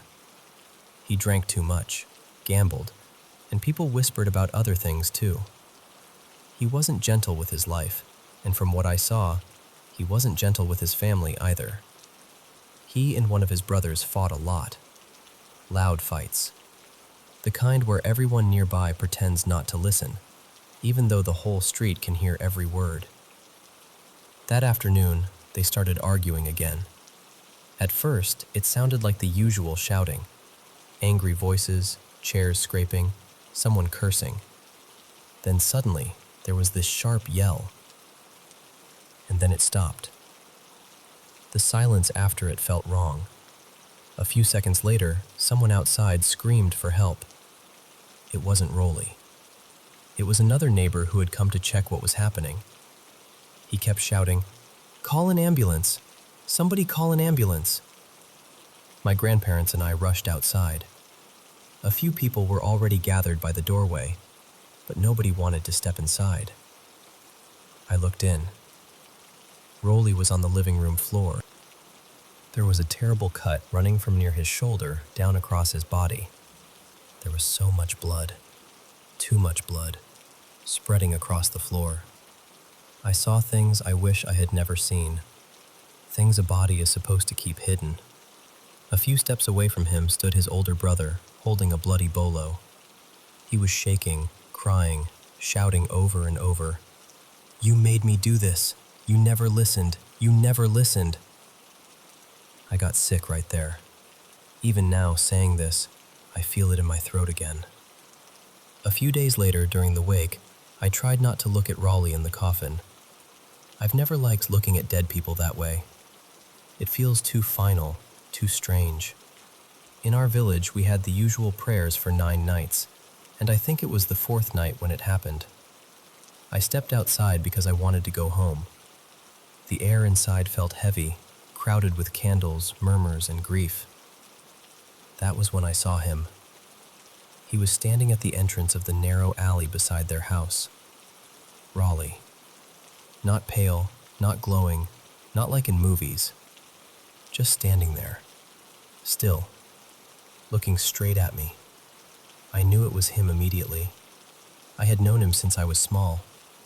He used to tease me the way older people in the village tease kids, calling out little jokes whenever I passed by. But this time, he didn't smile. He just stared. I blinked, and he was gone. After that, I started seeing him sometimes in that same alley. Always standing, always watching, never speaking. For weeks, I didn't want to leave the house. I avoided my grandparents' place. I avoided that street. I told my parents, and they said it was probably the shock. Maybe trauma. Maybe my mind trying to process what I had seen. And I wanted that to be true. I really did. Then one afternoon, I saw him again. My grandmother was washing clothes at the communal tap. She was bent over a basin, scrubbing, completely unaware of anything behind her. And there he was, standing behind her. Raleigh was staring down at my grandmother. I froze. I couldn't even call out. Then, just like before, he disappeared. When I finally forced myself to walk over, I noticed the ground around my grandmother. There were footprints in the damp earth. Bare feet. Large ones. All around her. I asked her if anyone had come near while she was washing. She said no. Nobody had been there with her. I tried to tell myself the prints belonged to someone else. Maybe they had been there earlier.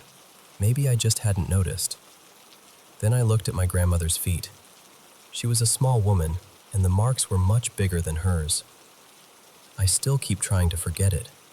I keep trying to ignore it. I keep telling myself there has to be some ordinary explanation hiding somewhere in all of this. Because I don't want to see him again. I don't want to look down that alley and find him waiting there, quiet and familiar, staring like he still has something left to say.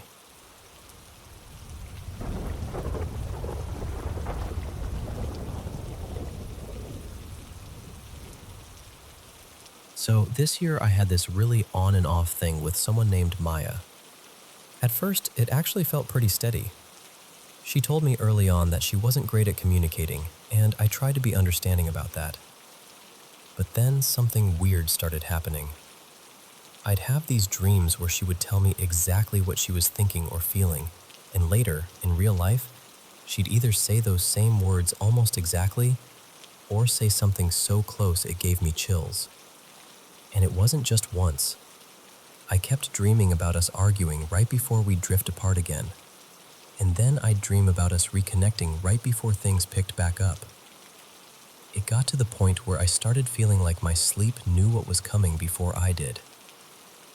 Then one time, during one of our good phases, I had 2 dreams back to back that really threw me. In the first one, she had gone to some spiritual woman to send me a message saying she thought I was her soulmate and that she was sorry for pushing me away. The very next night, I dreamed she texted me to end things.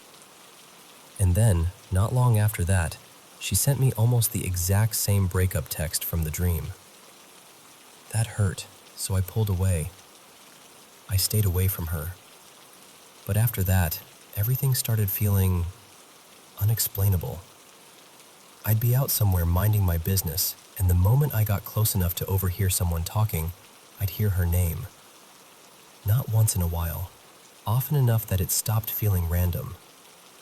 I even had dreams where she turned into this little stray cat, and then later I'd see a cat that looked just like that one hanging around near my car before work. I know how that sounds, but that's exactly what happened. Sometimes in my dreams, she'd be singing to me, songs about being sorry, missing me, wanting me back. Then later, I'd be out in public, hear that same song playing somewhere, and right when I recognized it, I'd either hear her name, see something that reminded me of her, or just get that same heavy feeling all over again. I drive a lot, so I notice license plates without trying.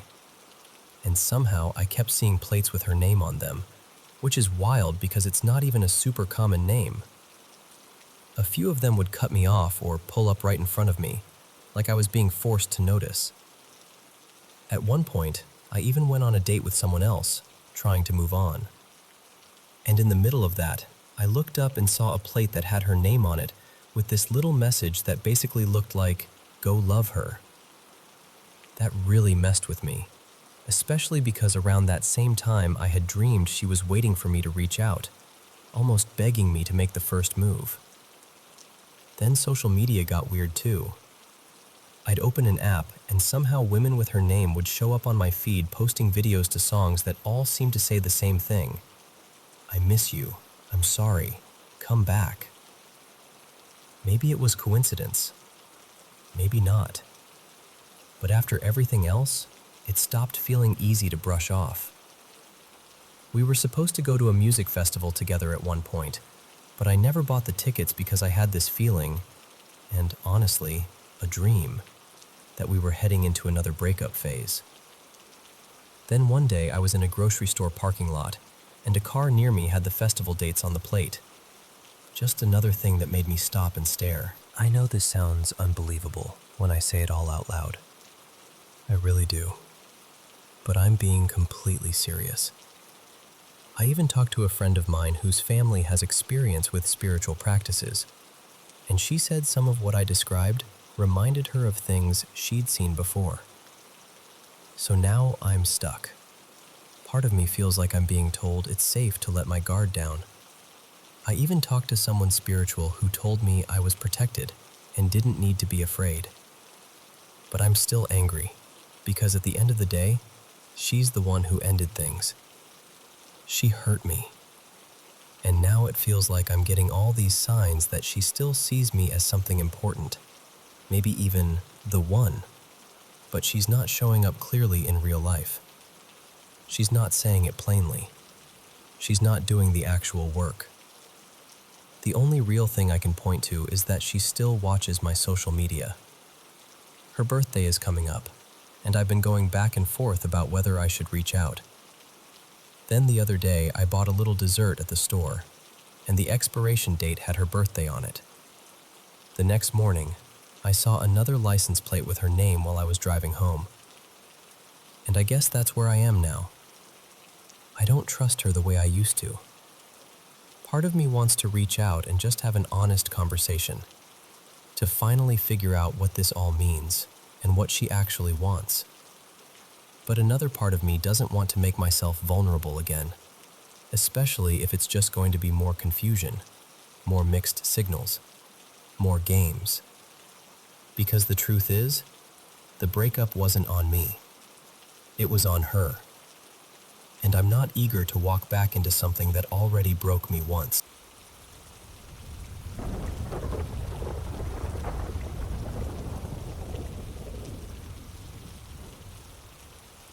I want to be upfront before I tell this story.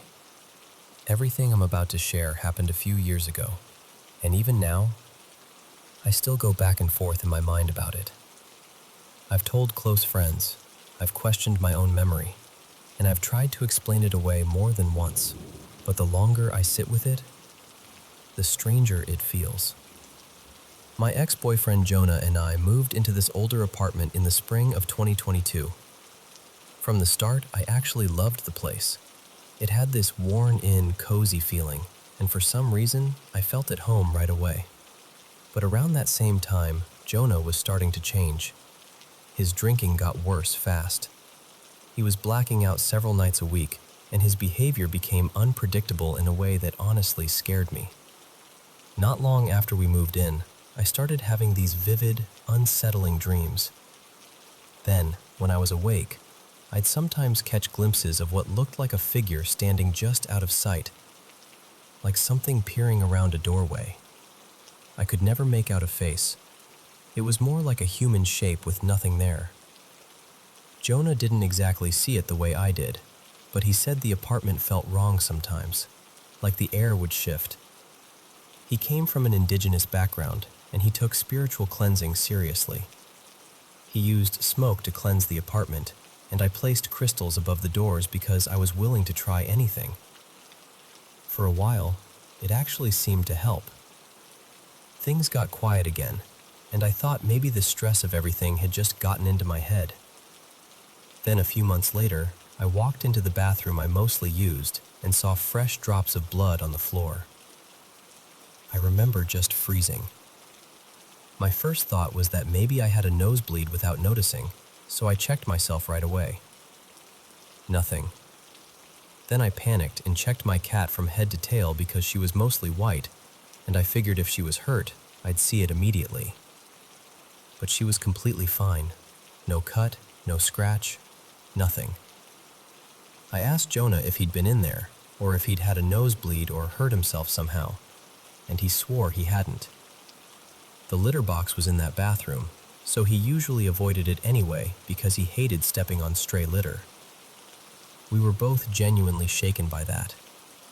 I cleaned it up, and the next day, while I was at work, he did another cleansing of the apartment. After that, things settled down again. For a while, at least. Then about a year later, things started happening that were harder to brush off.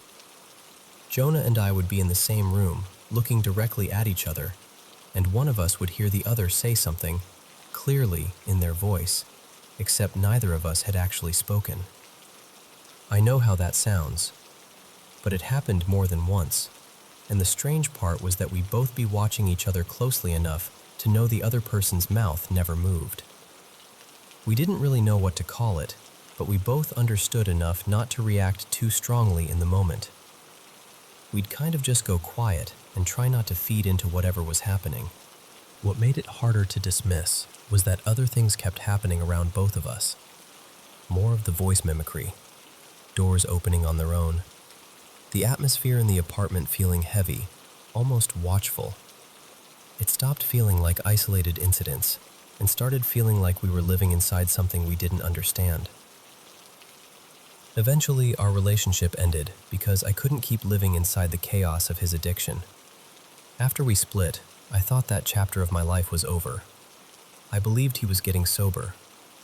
Then, a few months later, he died from a self-inflicted gunshot wound.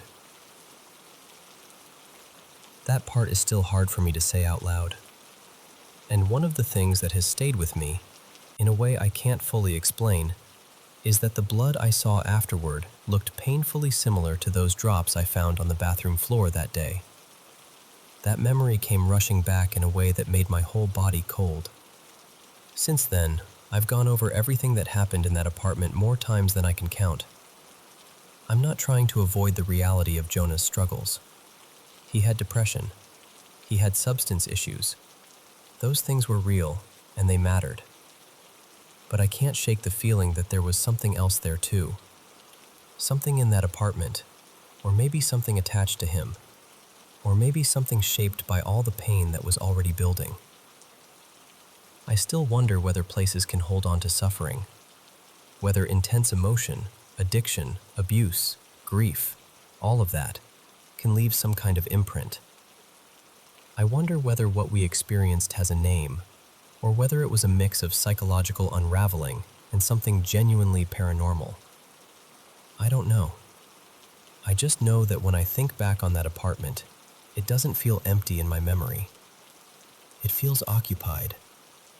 And even now, after all this time, I still find myself asking what exactly was living there with us.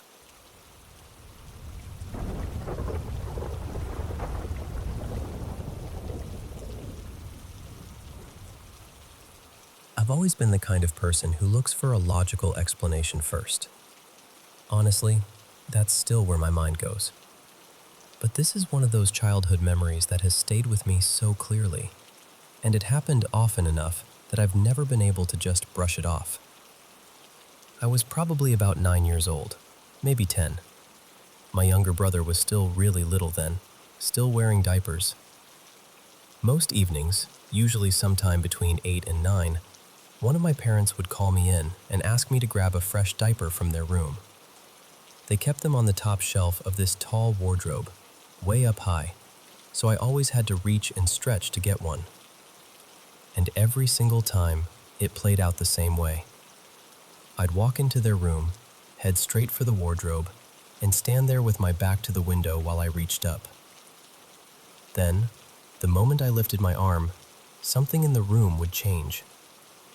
It's hard to describe without making it sound dramatic, but it wasn't like something out of a horror movie. It was more like the whole atmosphere suddenly got thick and heavy, and I would know, immediately, that I wasn't alone in there. Then I'd see it. It had a shape that was almost human, in the sense that it had limbs, 2 arms, 2 legs, that kind of outline. But it didn't move like a person at all. It stayed low to the ground, dragging or crawling itself across the floor in this strange, unnatural way, like that was the only way it knew how to move. It looked like a shadow, but not the kind that made sense with the light in the room. More like a dark form that had no business being there. And what really bothered me was its face, or the lack of one. There was nothing there. No eyes, no mouth, no features. Just this blank, dark presence.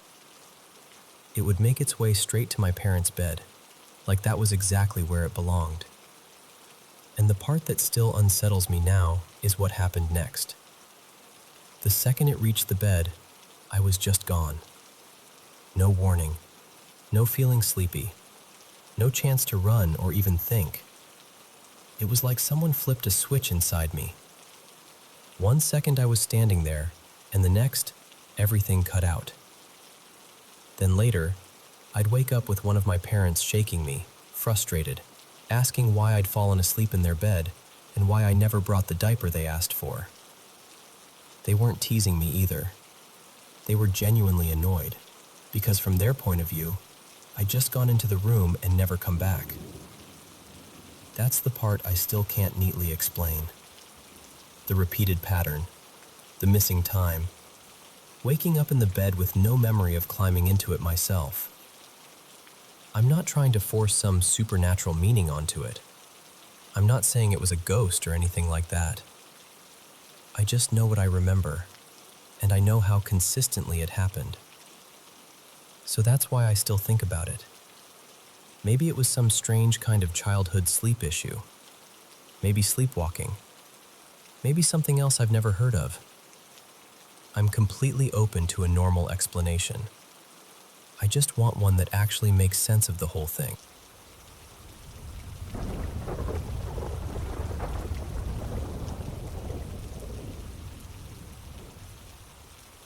I still remember this so clearly.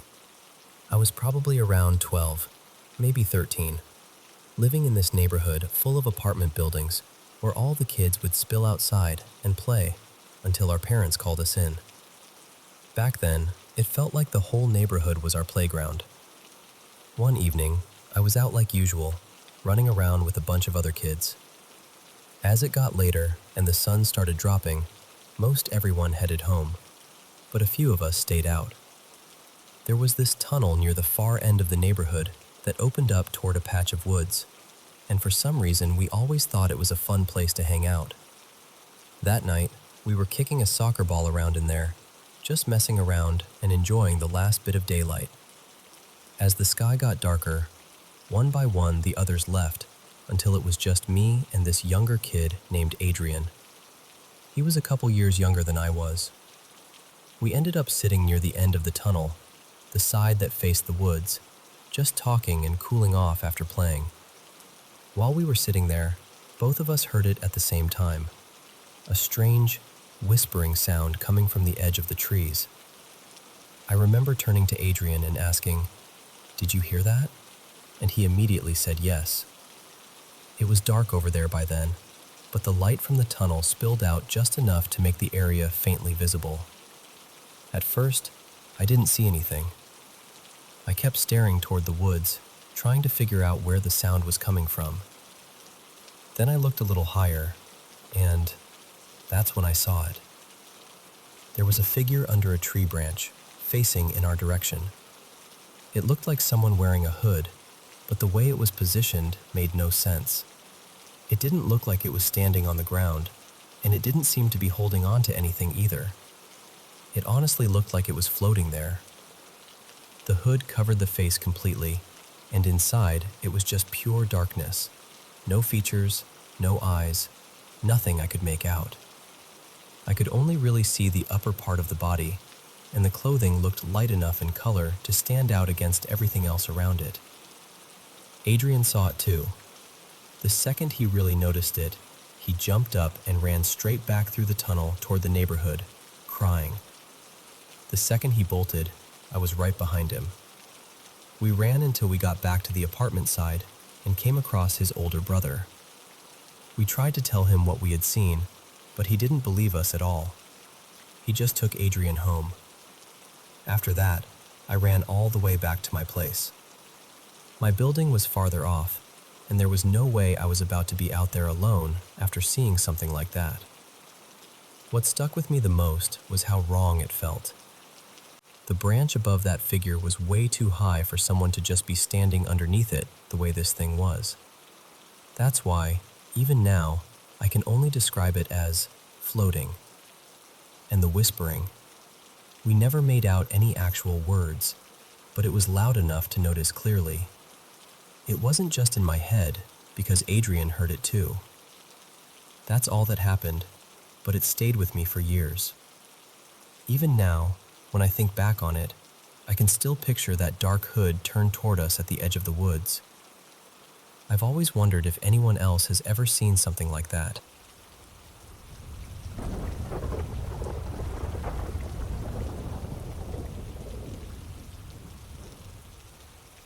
I want to tell you about something that has stayed with me since I was very little. My childhood was never rooted in one place. It was always just my mother, my father, and me, moving from one rented house to another in different towns and neighborhoods because of my mother's work at the hospital. Before I was even old enough to remember anything, my parents lived in a rented house that people in our area whispered about. There was a spirit people called Bach, a name from local folklore, and everyone said it troubled the women in the house. My mother used to say she felt something grab at her legs and pull her at night. My aunts, too, when they came to stay, were so frightened by what they experienced that they eventually refused to remain there. Not long after I was born, we left that place and moved into a government quarter. That apartment is where most of my memories begin. I grew up there. The bathroom was far from the bedrooms, and the walls around it were made of bamboo panels with long cracks running through them. Even in daylight, it felt unsettling. I was a quiet child, shy and lonely, and I did not have many friends. But I had one close friend, a little girl everyone called Della. We were inseparable, always wandering around together, turning ordinary corners into adventures. I was only about 3 when the strangest thing happened. Della and I were exploring the neighborhood one day. It was a very still area, almost too still, with long stretches where you could barely hear another person. Nearby, there was an old building that always looked abandoned. I had never seen anyone go in or out of it. But that day, for some reason, the door was open. We were curious, so we stepped inside. From upstairs, we could hear what sounded like construction noises, hammering, movement, the sound of people working. Naturally, we followed the noise. We climbed to the first floor expecting to find workers, but there was no one. We checked room after room, then another floor, and still no one. Yet the sounds had seemed so real. Then I noticed one room that looked completely different from the others. Inside were pieces of broken furniture, scattered rubbish, and a damaged ceiling light that somehow still flickered. The whole room felt wrong in a way I cannot fully explain. On the floor, among the debris, I spotted a strip of red cloth tied around what we call a tabish, something meant to protect against evil. But this one was ruined, torn apart, almost as if it had been violently destroyed. I don't know why it caught my attention so strongly, but I picked it up. I didn't even tell Della. I just slipped it away and took it home with me. I hid it under my bed. After that, everything changed. That very night, I began having terrible dreams. I remember black shapes like shadows slipping into the house. In the dreams, they came close to my mother, and there was always this awful feeling that they wanted to take her from me. There were other things too, disturbing images I can no longer clearly remember, only the fear they left behind. Then came the next night. I woke up needing to use the bathroom. Normally, a child that age would wake their parents, but for some reason, I decided to go alone. I got out of bed and started walking through the dark toward the bathroom. That was when I noticed the front door of our house standing open. I felt disappointed and confused, so I came back down, shut the door, locked it, and finally went to the bathroom. When I was done and started walking back, I suddenly felt this sharp coldness run through me, like ice down my spine. Then I felt a rush of air right beside my ear, though everything around me had been still. And in that instant, I thought I heard a whisper, very faint, but close. So close. I was terrified. I ran back to my room as fast as I could and curled myself into my mother's arms. To this day, I still wonder what followed me home from that building. I don't know whether the families who lived in that apartment after us ever experienced anything strange, but I know I did. And honestly, this is only one part of it. There were many more incidents after that, some of them even more chilling, some too blurred by time for me to describe properly. Even in the place we live now, there have been moments that left me shaken, and not all of them were just feelings. Some felt physical, real, and impossible to explain. But that night, that was where it truly began.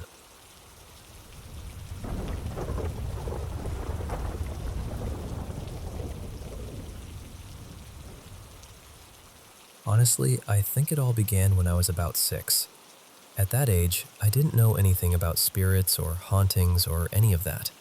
I was just a kid, sitting alone in the living room one evening, watching TV while my parents slept in the next room. Then, out of nowhere, I felt this cold rush across the back of my neck. At the exact same moment, it felt like someone pressed one finger hard into the top of my shoulder, and right behind my left ear, I heard a voice whisper, "Hey." I ran straight to my parents' room, completely panicked, telling them someone was in the house and that somebody had whispered to me. They barely reacted. They told me I was imagining things and went right back to resting. I still think about that moment sometimes, because it feels like that was the night something noticed me. After that, weird things became normal in our house. My stepdad used to mess with me sometimes.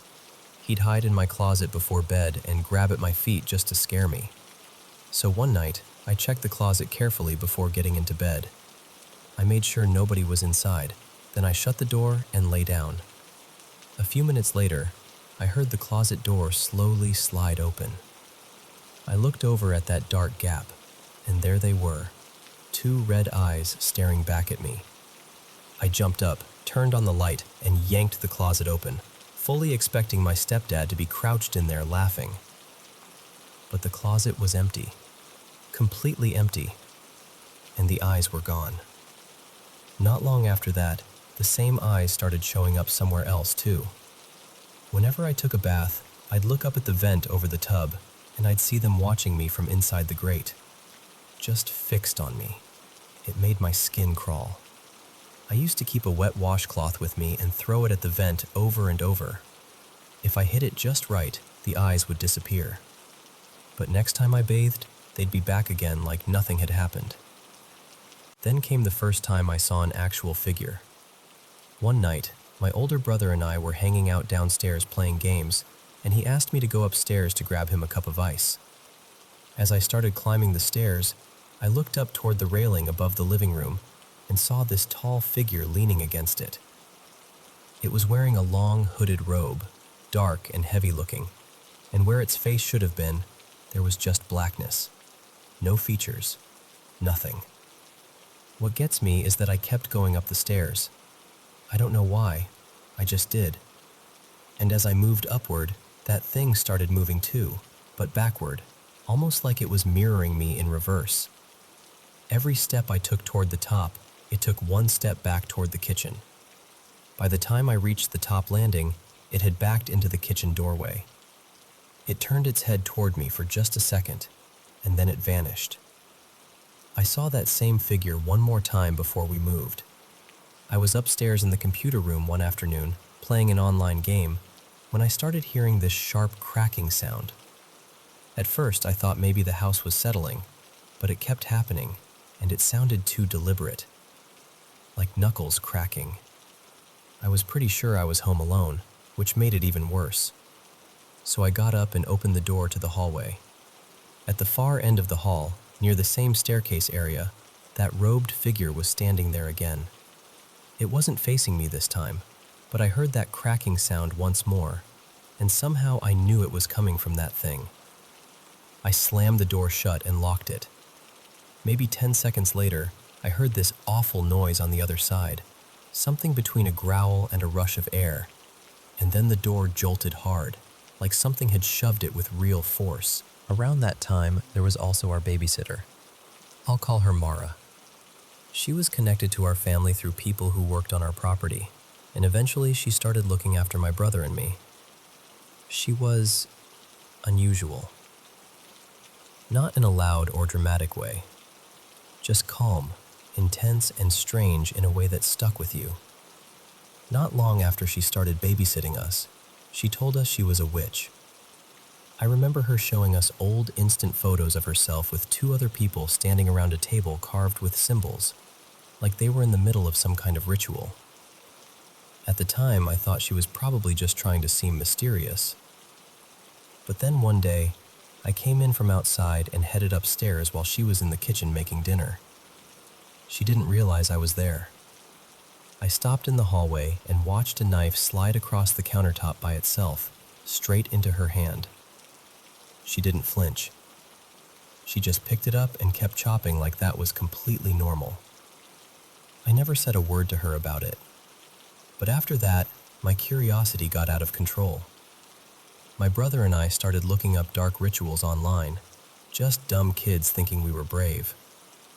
One evening, we went outside, made a rough circle with dead leaves, set a little statue in the middle, and started reading words we'd copied down from some site we didn't understand.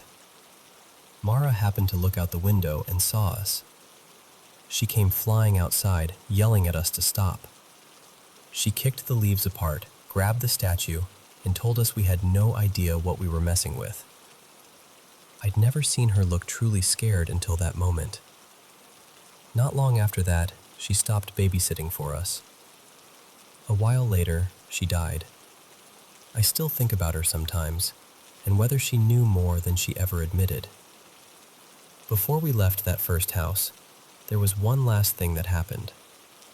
It was smaller than the others, but it stuck with me. I was getting ready for school one morning, standing at the bathroom counter, and when I reached for my comb, it suddenly snapped off the counter and hit the wall behind me. It didn't slip. It didn't wobble and fall. It launched. That was the kind of thing that had become ordinary by then. Noises in empty rooms, hearing my name whispered when no one was home, shadows moving in the edge of my vision, the constant feeling of being watched, and sometimes even touched. Then we moved. We packed up and moved about 5 hours north, out near Lone Butte, British Columbia. The new property was huge, about 100 acres of forest and open land. We were isolated out there. No close neighbors, no streetlights, just woods and silence. And somehow, the silence made everything worse. One of the first major things that happened there involved my brother, my stepsister, and me. We were all inside watching a horror movie one night when, all of a sudden, the upstairs closet started slamming open and shut on its own. Not creaking, not drifting, slamming, hard, over and over. We were terrified. None of us knew what to do, so we ran outside barefoot and waited in the yard for our parents to come home. At one point, I had to go back inside because the gravel was tearing up my feet and I needed shoes. I cracked my head around the corner toward the living room, and the TV was still on, right at the worst possible moment. A close-up shot from the movie where the ghost suddenly stares straight at the screen. Even now I can admit the timing was almost ridiculous. But at the time, I thought my heart was going to stop. Once I knew that history, a lot of things felt heavier. My brother and I both saw what looked like children's faces in the windows of that building more than once. Lights would switch on and off inside at random hours. The woods around the property felt wrong, too. We'd find old belts tied around trees, rusted tools half buried in the ground, deep gouges in bark that looked too large to explain easily, and tracks from animals that never seemed to match anything familiar. We even found a dumping area full of old cars so weathered that trees had started growing through them. That whole place felt like it was holding on to something. And then there was the thing I still have the hardest time talking about. It was winter, late, maybe around 2 or 3 in the morning. I was sitting alone in the hot tub on the back deck, just staring out at the woods. Fresh snow had fallen recently, and it was deep enough to come up almost to my knees in places. Out of the tree line came this enormous wolf. I've seen wolves since then, and nothing has ever looked like that one. It was massive. Its fur looked silver in the moonlight, almost metallic, and its eyes were this bright, unnatural green. It walked slowly along the paddock fence, and as it passed, it locked eyes with me. We just stared at each other. Then it kept moving toward the barn where the horses were. The entrance of the barn was dark, but the far side had a bright outdoor light, so I could still see the shape clearly as it moved through. And halfway through that barn, I watched it change. That's the only way I can say it. One second it was a wolf, and the next it was rising, stretching, becoming something broad-shouldered and human-shaped. By the time it reached the other end, it looked like a man, except too tall, around 7 feet, maybe more. It turned the corner toward the field and never came out the other side. The horses never made a sound, not one. My brother had his own experience too. He told me he woke up one night with that awful feeling that someone was watching him. He looked out his window and saw a huge wolf walking away from the house, right past where he'd been sleeping. So whatever I saw out there, I don't think it was just mine. That's the part that stays with me most. Not just the fear, but the feeling that these things weren't random. Like they followed patterns. Like they noticed us. Like whatever began when I was 6 never really stopped. It just changed shape, moved house with us, and kept finding new ways to remind me it was still there.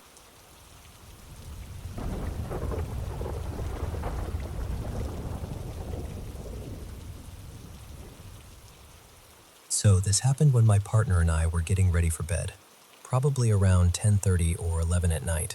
Our bedroom was down in the basement, and our roommate, Marcus, stayed upstairs. His schedule was basically the reverse of ours, so it wasn't unusual at all for him to come by late and knock on our door if he needed something. That night, my partner and I were having one of those last sleepy conversations before dozing off when we heard a knock at the door. It sounded completely normal, completely familiar, So I just called out, "Come in," because we were all close and he never needed some formal invitation. But nobody came in. I said it again, a little louder this time. "Come in!" Still nothing. So we called out Marcus's name, and when there was no answer, I got up and opened the door. No one was there. I remember just standing there for a second, confused, then sitting back down and joking that it was the ghost. We'd had a few odd little moments in that old house before, the kind of thing people shrug off because old houses make noises, but nothing that ever really stuck with me. Not like this. Eventually, we settled down and tried to sleep. My partner drifted off first, and I was just starting to fade when I heard it again. Another knock. This time, it didn't wake her up, so I didn't say anything. I just got out of bed and decided to look around the basement a bit. I thought maybe the cat was getting into something, or maybe the house was shifting. The weird thing was, the rhythm sounded so much like the first knock that I started wondering if maybe it was pipes reacting to the cold. I tried to convince myself that was all it was, but honestly, it didn't sound like pipes. It sounded exactly like someone knocking on our bedroom door. Same hollow wooden sound, same placement, same unmistakable rhythm.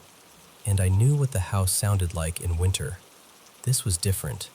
Still, I told myself it was nothing serious and went back to bed. About half an hour later, it happened again. Knock, knock, knock. At that point, I was wide awake enough to really notice how deliberate it sounded. Not random, not muffled through the walls. It sounded like knuckles on wood, right outside our room. Our laundry room was down the hall, but our bedroom door was thick enough that we almost never heard anything from outside. So hearing it that clearly felt wrong. I was tired, though. I had work the next morning, so I just kept trying to ignore it, but it kept coming back. Every 30 minutes, maybe every hour. I lost track after a while, and each time the pattern changed. Sometimes it was a couple of neat little knocks. Sometimes it was a quick burst, like someone impatiently tapping. At one point, it even sounded like that old shave and a haircut rhythm. That part really got to me because it felt playful, intentional. Each time I'd start to drift off, it would happen again and yank me right back awake. At some point in the early morning, I was jolted awake harder than before by a knock followed by a man's voice right outside the room saying, "Hey." That was the moment I thought, okay, it has to be Marcus. It had to be. I threw off the covers, opened the door again, and found absolutely no one there. Now I was irritated and, honestly, a little freaked out. I thought maybe he was messing with us, because he definitely had that kind of humor. So I pulled on some clothes and went upstairs to find him. The house was completely dark. No lights, no sounds, nothing. And when I checked, he wasn't home at all. He was still at work. So I went back to bed, trying to come up with any explanation that felt remotely sane. Maybe the house was making noises in a way I'd never heard before. Maybe being half asleep had made things sound stranger than they were. Maybe I'd imagined the voice. But the knocking continued. Eventually, I got so exhausted that I started dozing between episodes. Then around 7 in the morning, both my partner and I shot upright in bed at the exact same time because we both heard it. A clear voice outside the room saying, "Hey!" Not a creak, not a muffled sound, a voice. I opened the door one last time. No one there. I turned to her and asked if that was what woke her up, and she said yes.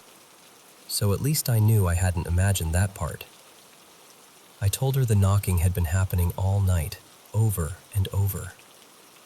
Later that day, when Marcus finally got home, I asked if he'd come by the house at all during the night. He said no. He'd stayed over at a friend's place and never came home. I told him everything, and he was just as confused as we were. For the next few nights, we paid close attention, waiting to hear it again. Nothing. Since then, the weather has changed plenty of times. Temperatures have gone up and down, and the house has made all its usual old house sounds, but never that sound. never those knocks, never that voice. I love paranormal stories, but I'm usually the skeptical one. I always look for the ordinary explanation first, but that night still bothers me, because I've never been able to explain it in a way that really fits. And to this day, I still don't know who or what was at that door.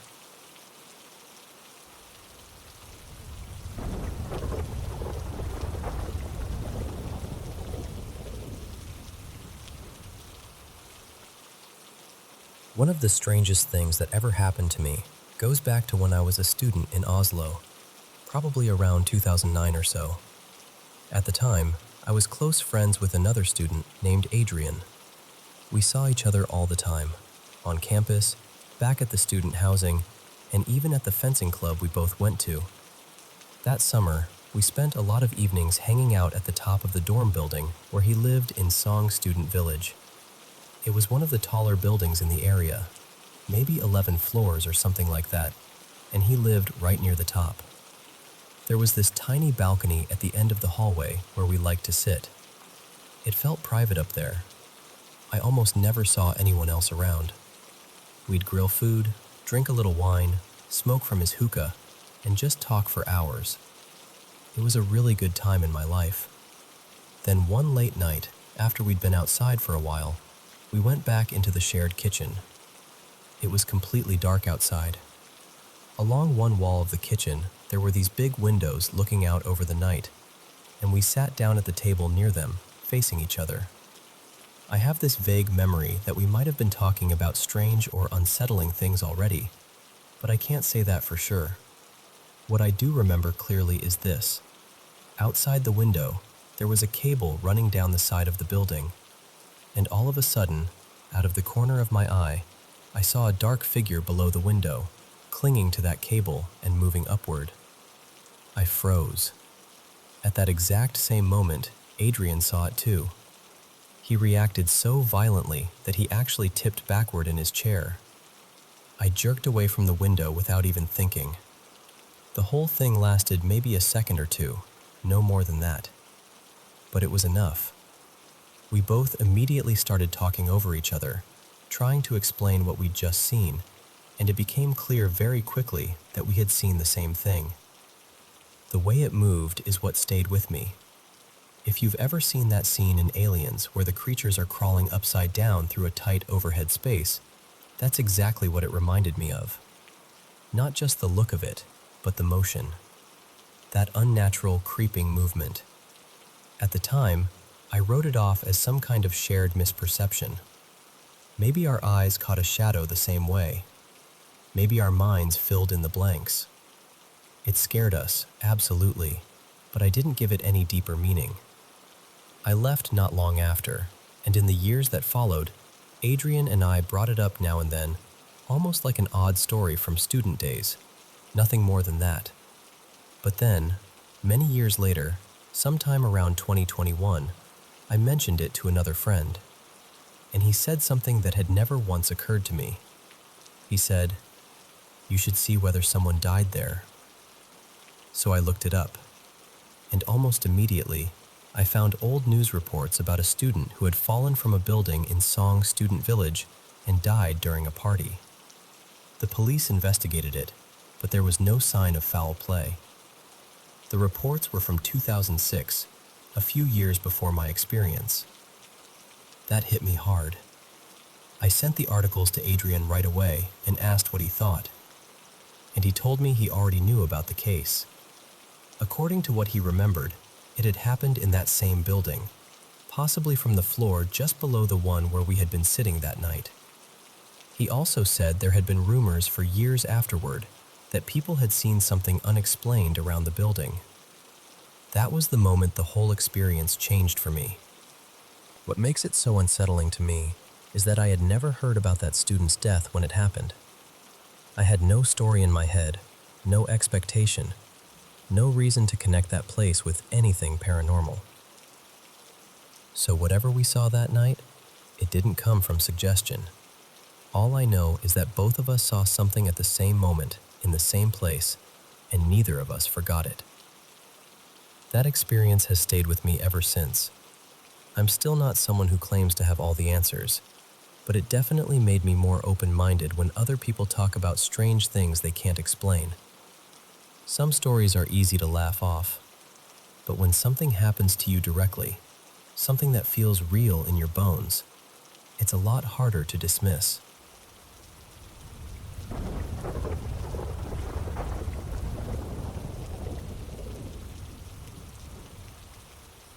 I worked as a delivery driver for a pizza chain in a small Australian city called Lismore for about 2 years. Honestly, even though people call it a city, it feels more like a big country town. In that job, you see the usual stuff sooner or later. Drunk people doing stupid things, sketchy customers, the occasional situation that makes your skin crawl. One night, someone even stole a whole order right out from under me. But out of everything that happened, there were 3 moments that never really left me, because I still can't explain any of them. The first one happened maybe 3 or 4 months after I started. I was taking an order out to a more isolated stretch on the edge of town, where the houses were spread out and the roads got quiet fast. I was driving this beat-up little hatchback I had at the time, and on both sides of the road there were thick reeds and long grass, nearly as high as the hood. Out of nowhere, something bolted across the road on all fours. It moved so quickly that at first my brain almost refused to process it, but I know what I saw. As it crossed in front of my headlights, it turned its head toward me for just a second. The face looked almost dog-like, but wrong somehow, like part of the jaw was exposed, and I could see teeth. The body didn't look furry at all. It looked bare, almost human-skinned, pale and dirty, and I remember thinking there was no tail. That detail really stuck with me. Its eyes caught the light in this strange, milky white way that made my stomach drop. It wasn't very big, maybe around 80 or 90 centimeters tall, but the way it moved was what really got me. It didn't run like a dog or a cat. It kind of sprang forward in this jerky, gathered motion, almost like it was pulling its back legs up underneath itself and launching forward. In a second, it was gone into the grass on the other side. Now, I'm not someone who jumps straight to paranormal explanations. I'm pretty skeptical by nature. I looked into local stories afterward, tried to find any cryptid reports or folklore that matched what I'd seen, and I came up with basically nothing. I even described it to a friend of mine who knew a fair bit about indigenous stories from nearby regions, and nothing lined up there either. So whatever that thing was, I still have no name for it. The second experience happened not too long after that.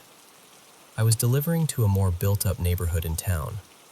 It was one of those streets where, if you looked one way, there was a sports field, and if you looked the other, there was an old cemetery.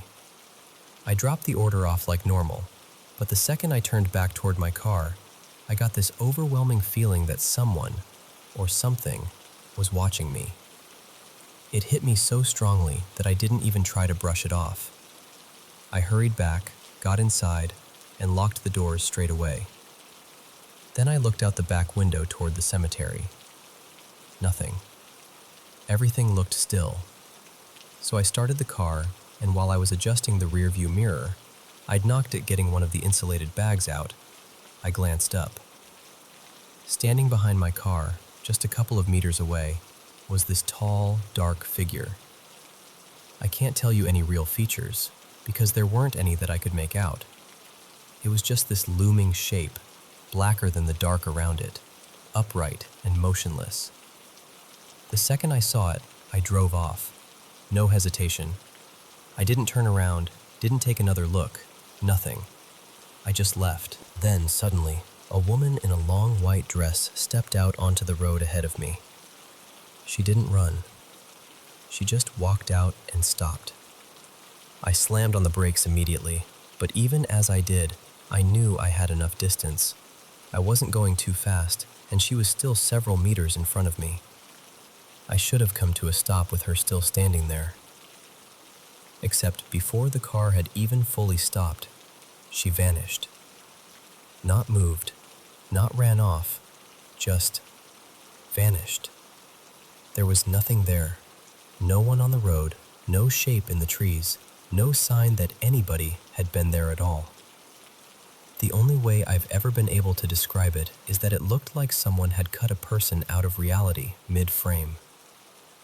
I still think about those nights sometimes. I've tried to explain them away in every reasonable way I can, and maybe there is some normal explanation buried in all of it. But in the moment, each one felt completely real. And even now, telling it back, it still gives me that same cold feeling.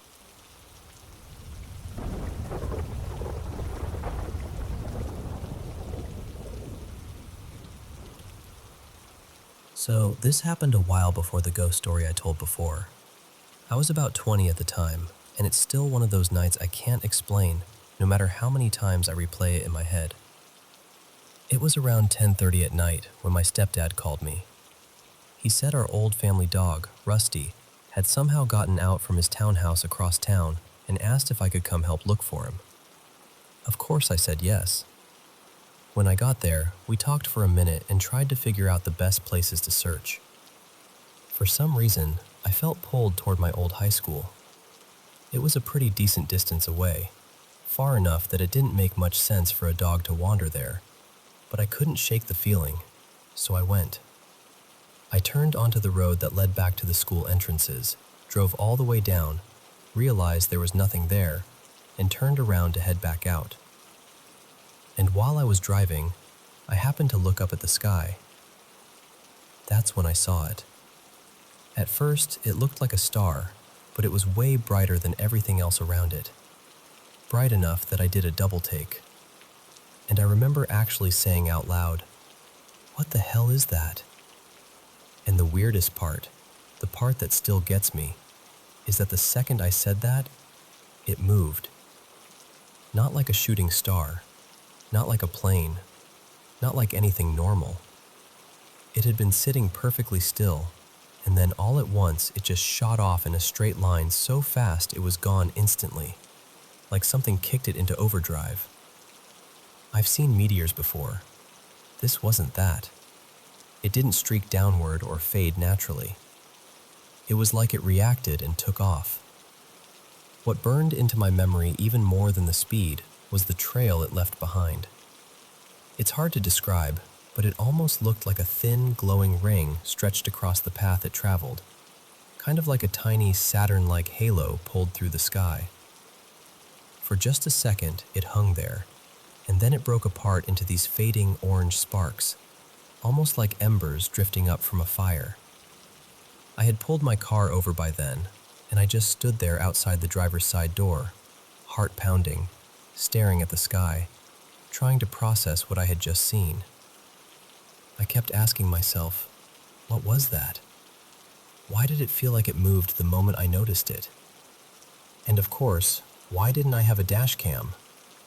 While I was still standing there, my phone rang. It was my stepdad asking where I was. I told him I was heading back, but honestly, I was still pretty shaken up. Not long after that, we found Rusty in a neighborhood nearby, safe and totally fine. So at least that part of the night had a happy ending. But that thing I saw in the sky? I've never forgotten it. I still can't explain it. And every now and then, I'll come across a UFO clip online that reminds me of it, especially the ones where something moves impossibly fast and leaves behind that strange glowing trail. It's the closest thing I've seen to what happened that night.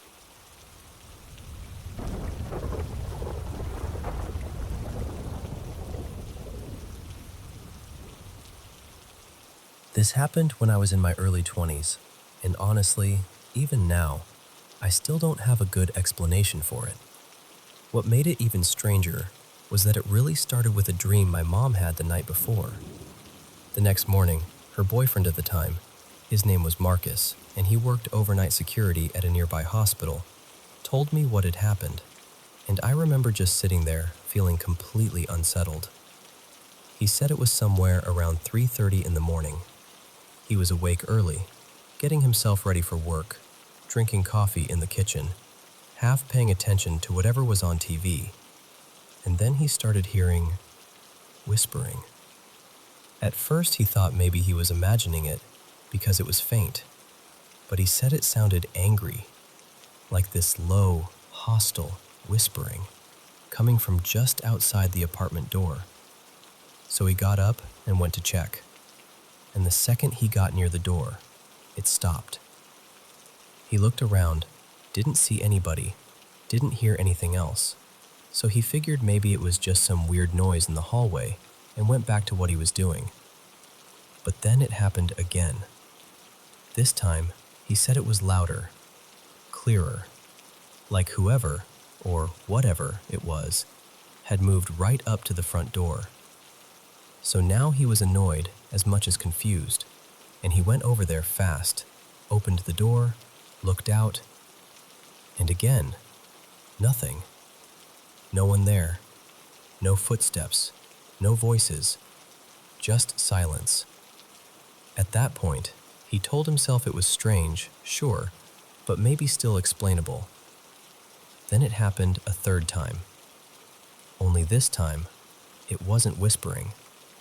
He said he heard a deep, rough man's voice, almost shouting, and it wasn't coming from outside anymore. It was coming from my mom's bedroom.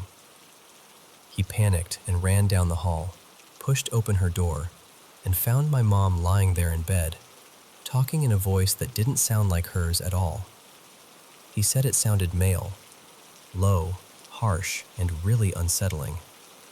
He couldn't make out the words, just that the tone felt dark, almost commanding.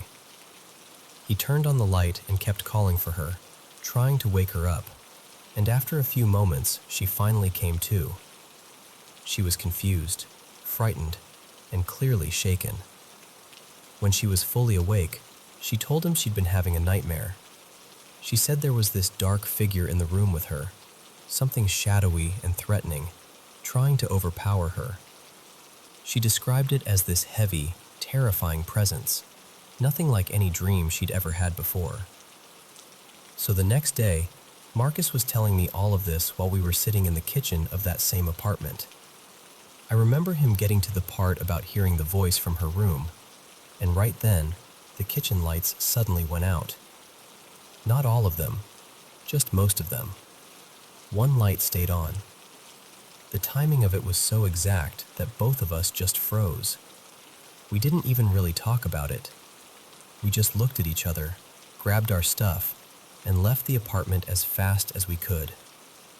Later on, when we came back, everything was completely normal. The lights worked fine. Nothing was damaged. And after that, nothing else like that ever happened again. But I still think about that night sometimes. I still get chills when I tell it. There was just something deeply wrong about it, something I can't neatly explain away. And the strange part is, Marcus had actually promised my mom he wouldn't tell me any of it. I'm glad he did. I just wish it had come with answers.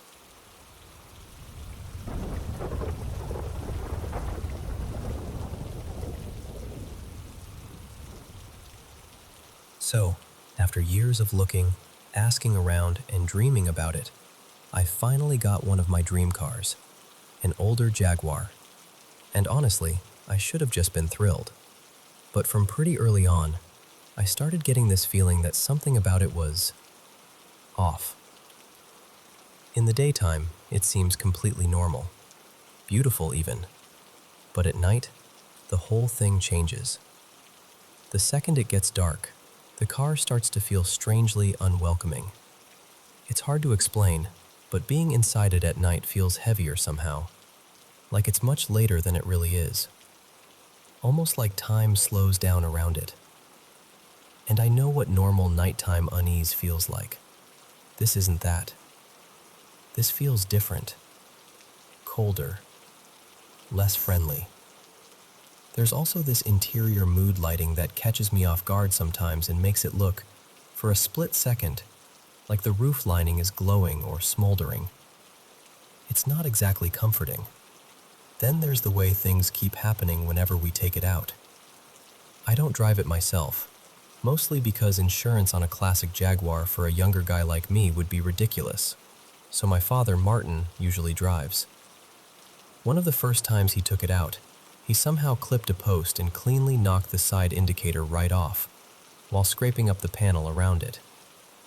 Since then, it's felt like every trip comes with some weird little incident. At one point, another driver came so close it honestly felt like they were trying to hit us. It's like the car attracts bad moments. Not long after we got it, we also realized the tires were dangerously low, nearly flat really, and the dealer never mentioned it. We went to pump them up using an old compressor we hardly ever use, and right in the middle of it, that died too. It started making this awful squealing noise and stopped building pressure completely. So we had to drag out this battered old backup pump that looked like it belonged in a shed 20 years ago. I know how that sounds, but it genuinely felt like the car didn't want us fixing it. And the strange little problems keep piling up. Recently, one of the rear door handles stopped working altogether. The door only opens from the inside now. It's not the child lock either, we checked. It just doesn't work. Like the car has suddenly decided it doesn't want anyone getting in. So now that's another trip to a specialist. Even when it's parked, other cars seem to pass uncomfortably close to it.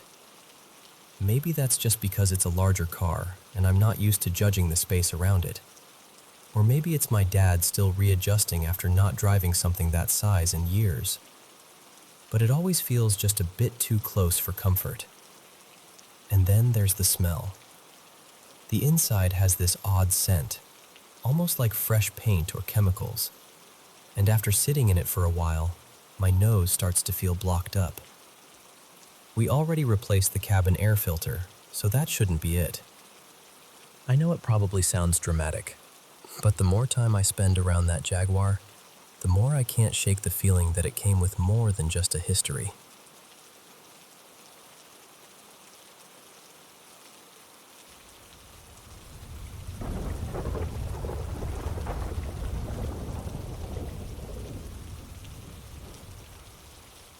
You know, for as long as I can remember, my life has been punctuated by these strange little flashes I've come to think of as clear frame moments. Moments when everything suddenly feels sharper, brighter, more alive. It doesn't seem to matter what season of life I'm in either. Things can be going beautifully, or they can be falling apart, and still, every now and then, it's like some invisible film gets peeled away from the world. Everything looks vivid. I feel completely present. My mind quiets down, and for a little while, I'm not tangled up in the past or worrying about what's next. I'm just there. And along with that comes this rush of warmth, almost euphoria, and a kind of creative energy that's hard to explain unless you felt it too. The closest comparison I can make is when an old, blurry video suddenly switches into full resolution. It's like life goes from muted to crystal clear in an instant. I tend to connect those moments with bright afternoons and sunlight, but honestly, some of the earliest ones happened at night. I still remember standing outside under streetlights when I was younger, and everything looked almost unreal. The glow of the lamps, the shine on the pavement, the feeling in the air. It all felt charged somehow. I had a lot of these moments between the ages of about 12 and 14. Maybe it had something to do with growing up, or maybe I was just more open to the world then. Back then, they often arrived in the evening, when everything was quiet and the lights around me seemed unusually crisp. One of the strongest happened in the spring of 2019. I was walking through an old town center, past rows of brick shop fronts, and out of nowhere, it hit me.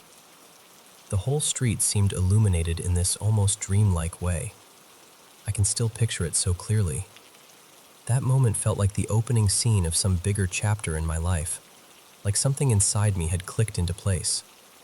What's strange is that I also had a few of these moments during 2020, which was, without question, one of the darkest years I've ever lived through. It was a year full of pain and heavy thoughts I'm grateful I never acted on. And yet, even then, these flashes still appeared. I remember one afternoon trying to get a label printer running for my father's work, getting increasingly frustrated, and then sunlight poured through the room in this certain way, and everything suddenly felt still and bright. Another time, I was just standing by the window, looking outside, and the world beyond the glass seemed so clean and sharply outlined that it almost stopped me in my tracks. There have been other moments too. I remember the first time I wore my sailor-style outfit by the coast. I leaned over the rail, looked out across the water, and felt this deep, almost unexplainable sense of belonging, like I had landed exactly where I was meant to be for that one brief second. These days, the feeling seems softer than it used to. Or maybe I just struggle more to separate it from nostalgia, from ordinary happiness, from a day that simply went well. But the older, stronger ones still stand apart in my memory, especially that one in 2019. I remember it with such intensity that it almost feels unreal, like some kind of altered state. And I should say, I've never touched drugs in my life. And creatively, it changes everything. In those moments, I notice patterns in shadows, shapes in reflections, the way light leads the eye. Drawing feels natural. Writing feels effortless. Ideas come without strain. Compared to my usual state, where I can sit there making marks on a page without really knowing what I'm trying to create, it feels almost magical. The odd thing is, you can't summon it. You can't force it into being. It only comes when something unseen has fallen into place. I've had days I thought would give me that feeling, even milestones, even things I once dreamed of, and nothing happened. So whatever this is, it doesn't seem tied to achievement. It's more like one of those puzzle games where every piece has to connect just right before anything starts flowing. And I still wonder about it, whether other people know this feeling, whether there's a name for it, whether it's something psychological, emotional, spiritual, or just one of those rare human experiences that slips through the cracks of language. I'd love to understand it better, because in some quiet way, I think I've been chasing those moments my whole life.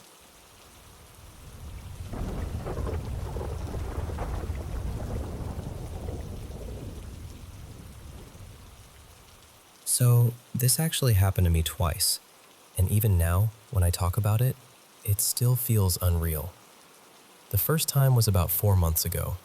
I was out on one of my usual evening walks, just making my way down a quiet road in my village, where a few new houses were still being built. It was peaceful, nothing unusual, just the kind of walk I'd done 100 times before. And then, right in front of me, I saw it. This dark arm, completely black, solid-looking, from just below the elbow all the way down to the hand and fingers, suddenly moved across the road from my right to my left. The strangest part is, it wasn't moving like a normal person would. It almost looked like it was running on its own. A hand and forearm, just moving by themselves. Then it slipped under a metal sheet near the construction area, and when it did, it made a sharp scraping noise. That sound is what really stayed with me, because it meant I hadn't just imagined it. I heard it. It interacted with something physical.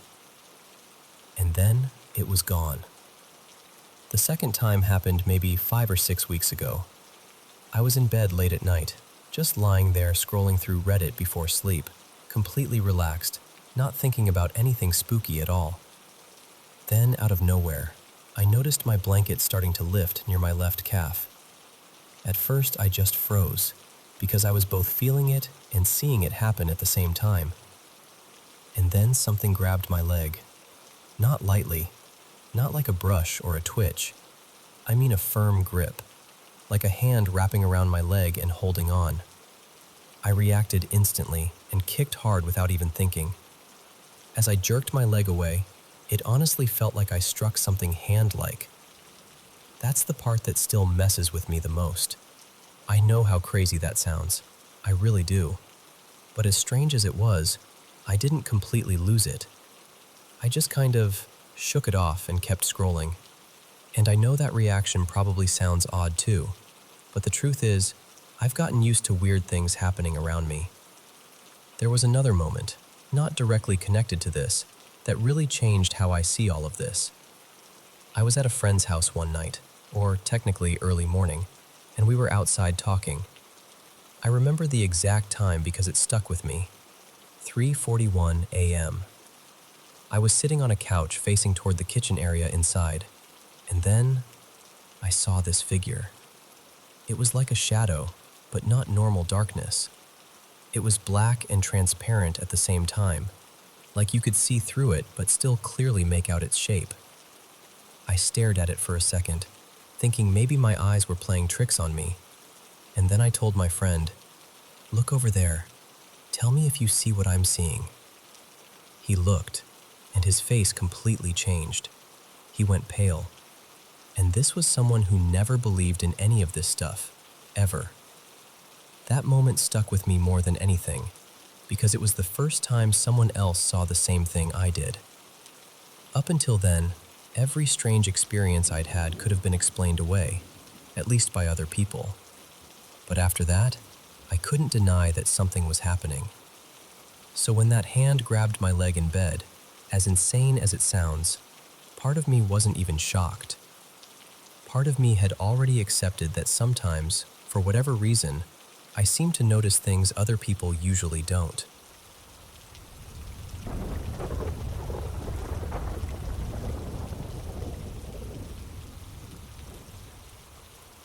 I don't know why this memory came back to me the other day.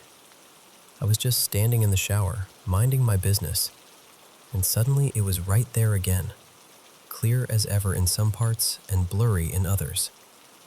I've already tried giving it the usual explanation, like maybe I was just little, maybe I misunderstood what I was seeing, maybe it was the excitement of the day messing with my head. But honestly, even now, I still can't fully explain it. I was probably around 9, maybe 10. A bunch of my family had gone out to this huge park for somebody's birthday. And when I say huge, I mean it had everything.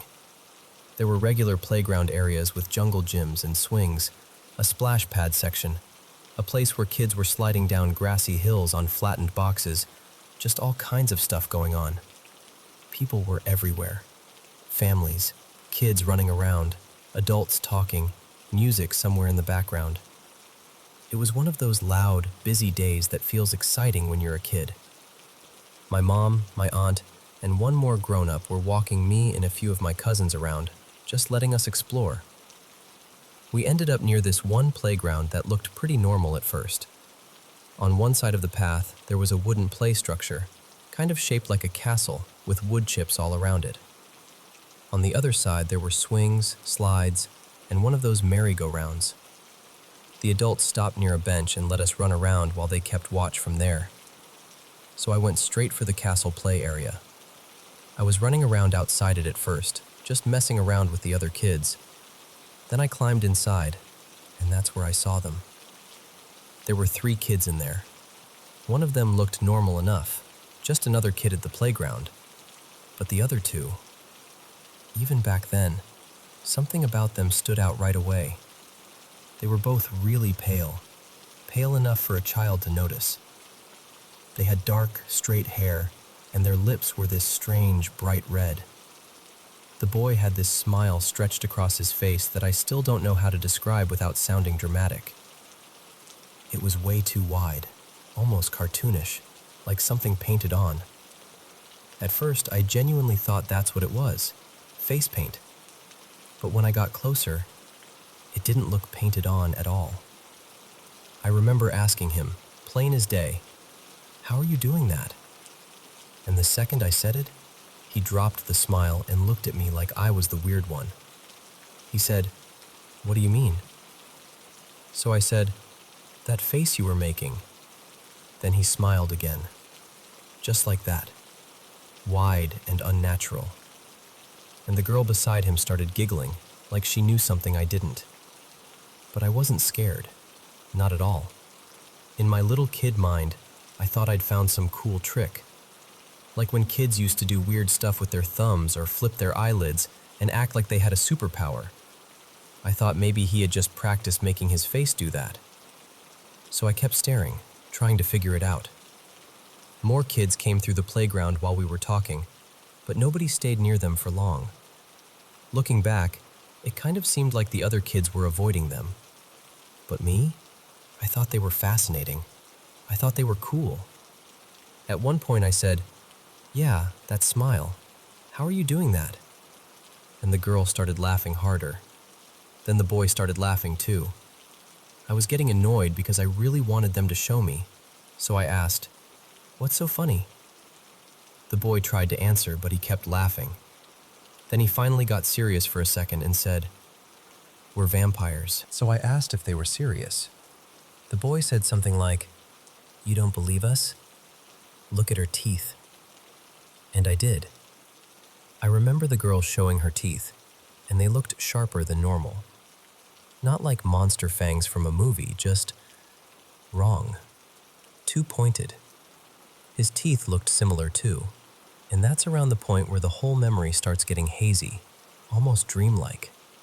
I remember still being drawn to them, even though by then I knew something felt off.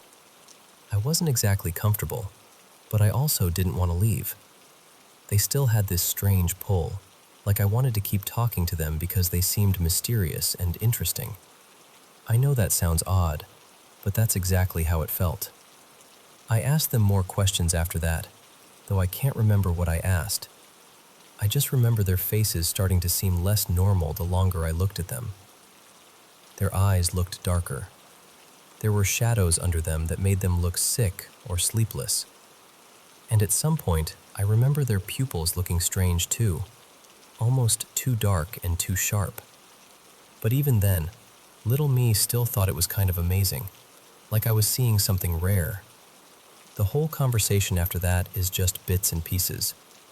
Maybe it lasted 5 minutes, maybe longer. I remember other kids passing by, and once or twice the boy or girl tried to talk to one of them, but nobody stayed. It was always just me. Then I remember them trying to get me to go somewhere else with them. I don't remember where. I just remember agreeing, like I was about to follow them without really thinking. And right then, I heard my mom calling my name. That snapped me out of it immediately. I told them, "Wait here, I'll be right back." And I went down the slide and ran over to my family. Apparently they'd been looking for me, and they already had my cousins with them. I told my mom I'd been in the play structure talking to some kids the whole time. Then I turned around to point them out. And there they were, standing near the slide inside that castle playground, just looking at us and waving, still smiling. I asked my mom if I could go with them. I remember her looking at them for a second with this very serious expression, then looking at me and saying, "No." That was it. No hesitation, no discussion, just no. She turned me around and we went on with the rest of the day. And the rest of the day really was fun. I played, ate cake, ran around with my cousins, did all the normal kid stuff. But every now and then, I'd think about those two and kind of hope I'd run into them again. I never did. And that's what gets me now. Back then, I brushed it off because I was a kid, and it had been such a fun, overstimulating day. Plus, there was face painting happening somewhere in the park, so for years I figured maybe that explained some of it. But now that I'm older, and I've replayed that memory more times than I can count, I really don't think it was face paint. I can't tell you exactly what I saw. I just know I still remember those smiles.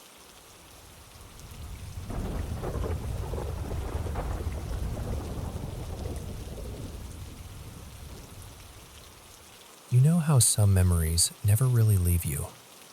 They just sit quietly in the back of your mind, and then, out of nowhere, they come back.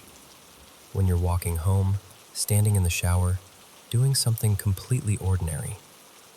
That's how this one has always been for me. I think about it every now and then, even all these years later, and it still feels just as strange and vivid as it did then. This happened about 7 years ago when I was on my way home from middle school. I used to walk down this neighborhood street that was always cool and dim because the trees in front of the houses cast so much shade. I remember I was doing what I always did back then, staring at the ground while I walked, mostly because I was weirdly paranoid about stepping in something nasty. And then I heard it.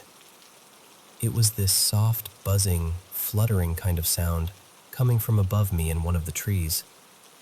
The closest thing I can compare it to is the sound a large beetle makes when it's flying, that dry little wing buzz. It caught my attention right away, so I stopped and looked up. At first, I couldn't tell where the sound was coming from. I scanned the branches, expecting to see some bug or maybe a bird, but there was nothing obvious there. Then I noticed these tiny, translucent wings moving. I squinted a little, trying to focus, and what I saw looked like this thin, greenish shape, almost like a blade of grass or a little twig resting on the branch. I remember thinking, okay, weird, and I was just about to keep walking. But then it moved again. It made that fluttering sound one more time and suddenly lifted off the branch, and it flew down toward me. I just froze. It kept coming closer and closer until it was only a few inches from my face, hovering there. And that's when I realized it wasn't some stick or leaf at all. It looked like a tiny person, like a little wooden being. Its body and head looked almost human, but made of something like bark or wood, and its arms were thin and twig-like. The part that stood out most to me was its legs.